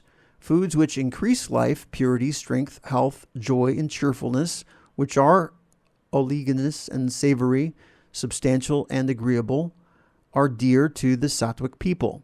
The foods that are bitter, sour, saline, excessively hot, dry, pungent, and burning are liked by the rajasic and are productive of pain, grief, and disease. That which is stale, tasteless, putrid, rotten, and impure refuse is the food liked by the tamasic. That sacrifice which is offered by men without desire for reward, as enjoined by the ordinance, Scripture, with a firm faith that to do so is a duty, is sattvic, or pure. The sacrifice which is offered, O Arjuna, seeking a reward and for ostentation, know thou that to be a rajasic yajna. They declare that sacrifice to be tamasic, which is contrary to the ordinances of the Scriptures, in which no food is distributed, which is devoid of mantras and gifts, and which is devoid of faith. Worship of the gods, the twice-born, the teachers and the wise, purity, straightforwardness, celibacy, and non-injury, these are called the austerities of the body. Speech which causes no excitement and is truthful, pleasant, and beneficial, the practice of the study of the Vedas, are called austerity of speech. Serenity of mind, good-heartedness, purity of nature, self-control, this is called mental austerity. This threefold austerity, practiced by steadfast men with the utmost faith, desiring no reward, they call sattvic. The austerity which is practiced with the object of gaining good reception, honor, and worship, and with hypocrisy, is here said to be rajasic, unstable and transitory. The austerity which is practiced out of a foolish notion with self-torture or for the purpose of destroying another is declared to be tamasic. That gift which is given to one who does nothing in return, knowing it to be a duty to give in a fit place and time to a worthy person, that gift is held to be sattvic. And that gift which is made with a view to receive something in return or looking for a reward or given reluctantly is said to be rajasic. The gift which is given at the wrong place and time to unworthy persons without respect or with insult is declared to be tamasic. Tat Sat. This has been declared to be the triple designation of Brahman. By that were created formerly the Brahmanas, the Vedas, and the sacrifices. Therefore, with the utterance of Om are the acts of gift, sacrifice, and austerity, as enjoined in the scriptures, always begun by the students of Brahman. Uttering Tat, without aiming at the fruits, are the acts of sacrifice and austerity, and the various acts of gift performed by the seekers of liberation. The word Sat is used in the sense of reality and of goodness, and so also, O Arjuna, it is used in the sense of an auspicious act. Steadfastness in sacrifice, austerity, and gift is also called Sat, and also action in connection with these, or for the sake of the Supreme, is called Sat. Whatever is sacrificed, given, or performed, and whatever austerity is practiced without faith is called Asat, O Arjuna. It is not here or hereafter, after death. Thus, in the Upanishads of the glorious Bhagavad Gita, the science of the eternal and the scripture of yoga, the dialogue between Sri Krishna and Arjuna ends the 17th discourse entitled The Yoga of the Division of the Threefold Path. Chapter 18, The Yoga of Liberation by Renunciation. Summary of 18th Discourse. The 18th Discourse, which is the conclusion of the Divine Discourse of Lord Krishna, is in many ways a summary of the foregoing portions of the Gita. It covers in brief numerous important points dealt with in the previous discourses. Here you behold the ultimate result or effect of the Lord's discourse to Arjuna. The drama of Arjuna's utter despondency and breakdown is finally resolved in triumphant self-mastery, strength, and bold resoluteness. Its central message emerges as an assurance that in and through the performance of one's respective duties in life, one can qualify for the highest liberation. If one performs actions by renouncing egoism and attachment and surrendering all desire for selfish personal gain. By regarding the performance of your duties as worship offered to God, you obtain the grace of the Lord and attain the Eternal One. Significantly, this discourse opens with a question by Arjuna asking what is true sannyasa and true tyaga, renunciation. In reply to this important and crucial query, the Blessed Lord makes it clear to us that the real sannyasa or renunciation lies in renunciation of selfish actions, and even more in the renunciation of the desire or greed for the fruits of any action. Very clearly, we are told that selfless and virtuous actions and actions conducive to the welfare of others should not be abandoned. You must engage yourself in performing such action, but renouncing attachment and greed. The true and proper renunciation is giving up of selfishness and attachment while performing one's legitimate duties. This is called sattvic tyaga. We neither hate unpleasant action, nor are we attached to pleasurable action. As it is not possible for you to renounce all action, the renunciation of egoism, selfishness, and attachment in your activity is declared as true renunciation. Karma does not accumulate and bind one who is thus established in such inner renunciation. The divine injunction is that God must be made the sole object of one's life. This is the heart of the Gita Gospel. This is the central message in its teaching. This is the one way to your welfare here. Now Sanjaya concludes his narrative by declaring that where there is such obedience as that of Arjuna and such willing readiness to carry out the divine teachings, there's surely prosperity, victory, glory, and all blessedness will prevail. Arjuna said, I desire to know severally, O mighty armed, the essence of truth of renunciation, O Hrishikesa, as also of abandonment, O slayer of Kesi. The Blessed One said, the sages understand sannyas to be the renunciation of action with desire. The wise declare the abandonment of the fruits of all actions as tyaga. Some philosophers declare that all actions should be abandoned as evil, while others declare that acts of gift, sacrifice, and austerity should not be relinquished. Hear from me the conclusion or the final truth about this abandonment, O best of the Bharatas. Abandonment, verily, O best of men, has been declared to be of three kinds. Acts of sacrifice, gift, and austerity should not be abandoned, but should be performed. Sacrifice, gift, and also austerity are the purifiers of the wise. But even these actions should be performed leaving aside attachment and the desire for rewards, O Arjuna. This is my certain and best conviction. Verily, the renunciation of obligatory action is improper. The abandonment of the same from delusion is declared to be tamasic. He who abandons action on account of the fear of bodily trouble because it is painful, he does not obtain the merit of renunciation by doing such rajasic renunciation. Whatever obligatory action is done, O Arjuna, merely because it ought to be done, abandoning attachment and also the desire for reward, that renunciation is regarded as sattvic.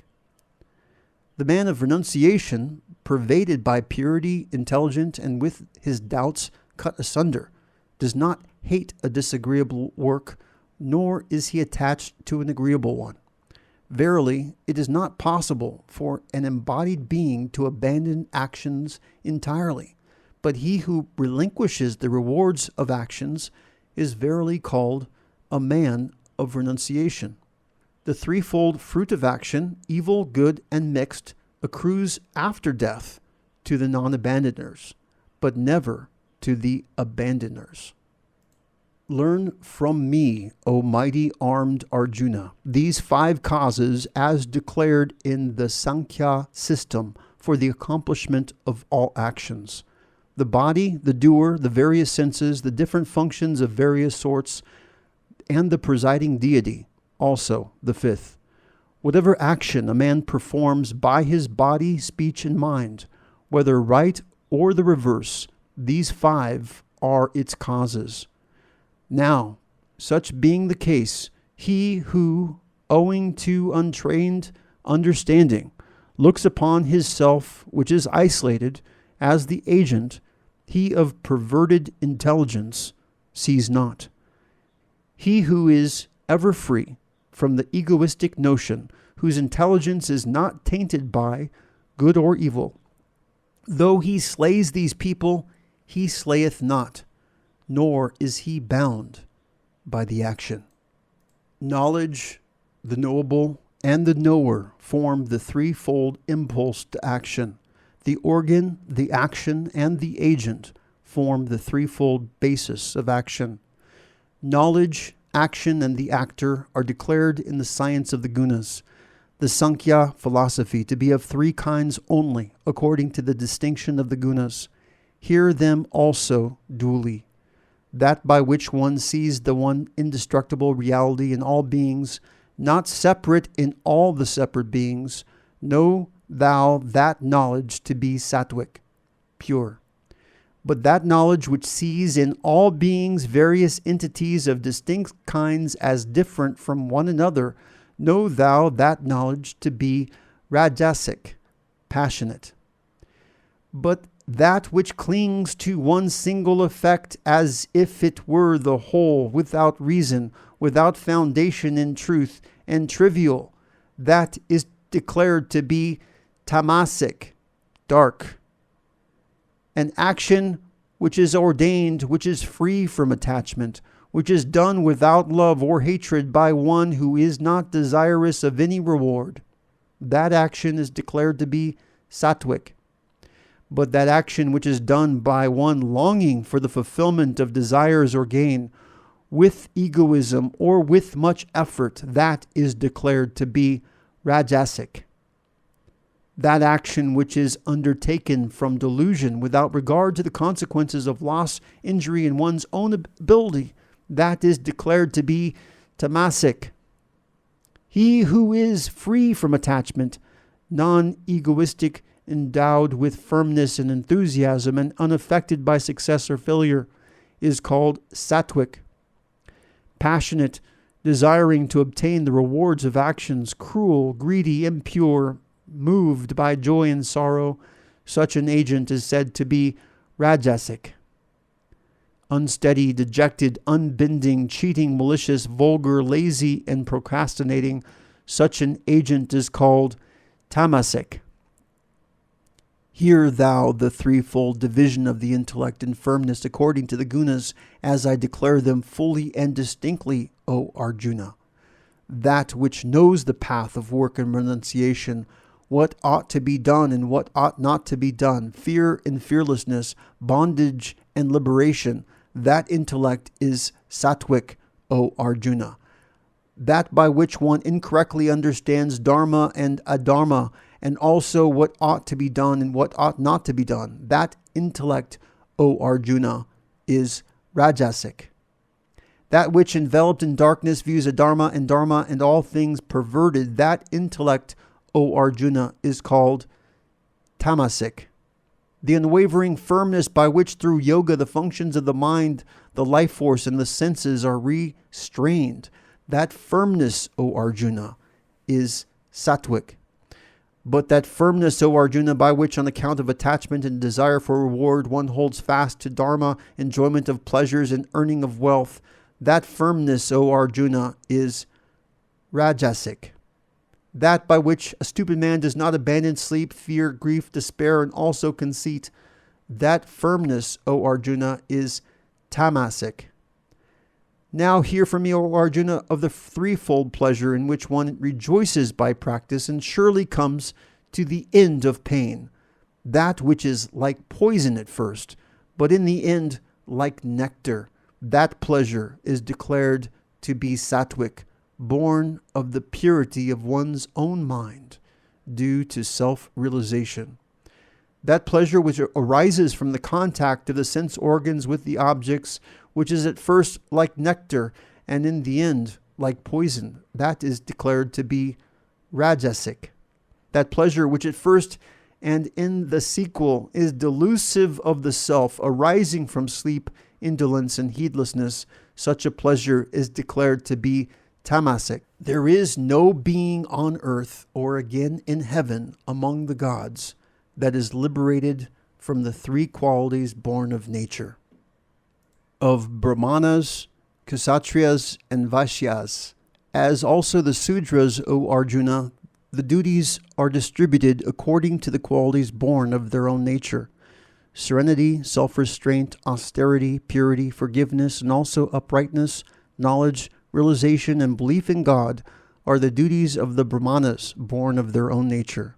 Prowess, splendor, firmness, dexterity, and also not fleeing from battle, generosity, and lordliness are the duties of the Kshatriyas, born of their own nature. Agriculture, cattle rearing, and trade are the duties of the Vaishya, merchant class, born of their own nature. An action consisting of service is the duty of the Sudra, the servant class, born of their own nature. Each man devoted to his own duty attains perfection. How he attains perfection while being engaged in his own duty, here now. He from whom all the beings have evolved and by whom all this is pervaded, worshipping him with his own duty, man attains perfection. Better is one's own duty, though destitute of merits, than the duty of another well performed. He who does the duty ordained by his own nature incurs no sin. One should not abandon, O Arjuna, the duty to which one is born, though faulty, for all undertakings are enveloped by evil, as fire by smoke. He whose intellect is unattached everywhere, who has subdued his self, from whom desire has fled, he by renunciation attains the supreme state of freedom from action. Learn from me in brief, O Arjuna, how he who has attained perfection reaches Brahman, that supreme state of knowledge. Endowed with a pure intellect, controlling the self by firmness, relinquishing sound and other objects, and abandoning both hatred and attraction, dwelling in solitude, eating but little, with speech, body, and mind subdued, always engaged in concentration and meditation, taking refuge in dispassion. Having abandoned egoism, strength, arrogance, anger, desire, and covetousness, free from the notion of mine and peaceful, he is fit for becoming Brahman. Becoming Brahman, serene in the self, he neither grieves nor desires, the same to all beings, he attains supreme devotion unto me. By devotion he knows me in truth, what and who I am, and knowing me in truth, he forthwith enters into the Supreme. Doing all actions always, taking refuge in me by my grace, he obtains the eternal, indestructible state or abode. Mentally renouncing all actions in me, having me as the highest goal, resorting to the yoga of discrimination, do thou ever fix thy mind on me. Fixing thy mind on me, thou shalt by my grace overcome all obstacles. But if from egoism thou wilt not hear me, thou shalt perish. If, filled with egoism, thou thinkest, I will not fight, vain is this thy resolve, nature will compel thee. O Arjuna, bound by thy own karma, action born of thy own nature, that which from delusion thou wishest not to do, even that thou shalt do helplessly. The Lord dwells in the heart of all beings, O Arjuna, causing all beings by his elusive power to revolve as if mounted on a machine. Fly into him for refuge with all thy being, O Arjuna. By his grace thou shalt obtain supreme peace and the eternal abode. Thus has wisdom more secret than secrecy itself been declared unto thee by me. Having reflected over it fully, then act thou as thou wishest. Hear thou again my supreme word, most secret of all. Because thou art dearly beloved of me, I will tell thee what is good. Fix thy mind on me, be devoted to me, sacrifice to me, bow down to me, thou shalt come even to me. Truly do I promise unto thee, for thou art dear to me. Abandoning all duties, take refuge in me alone. I will liberate thee from all sins. Grieve not.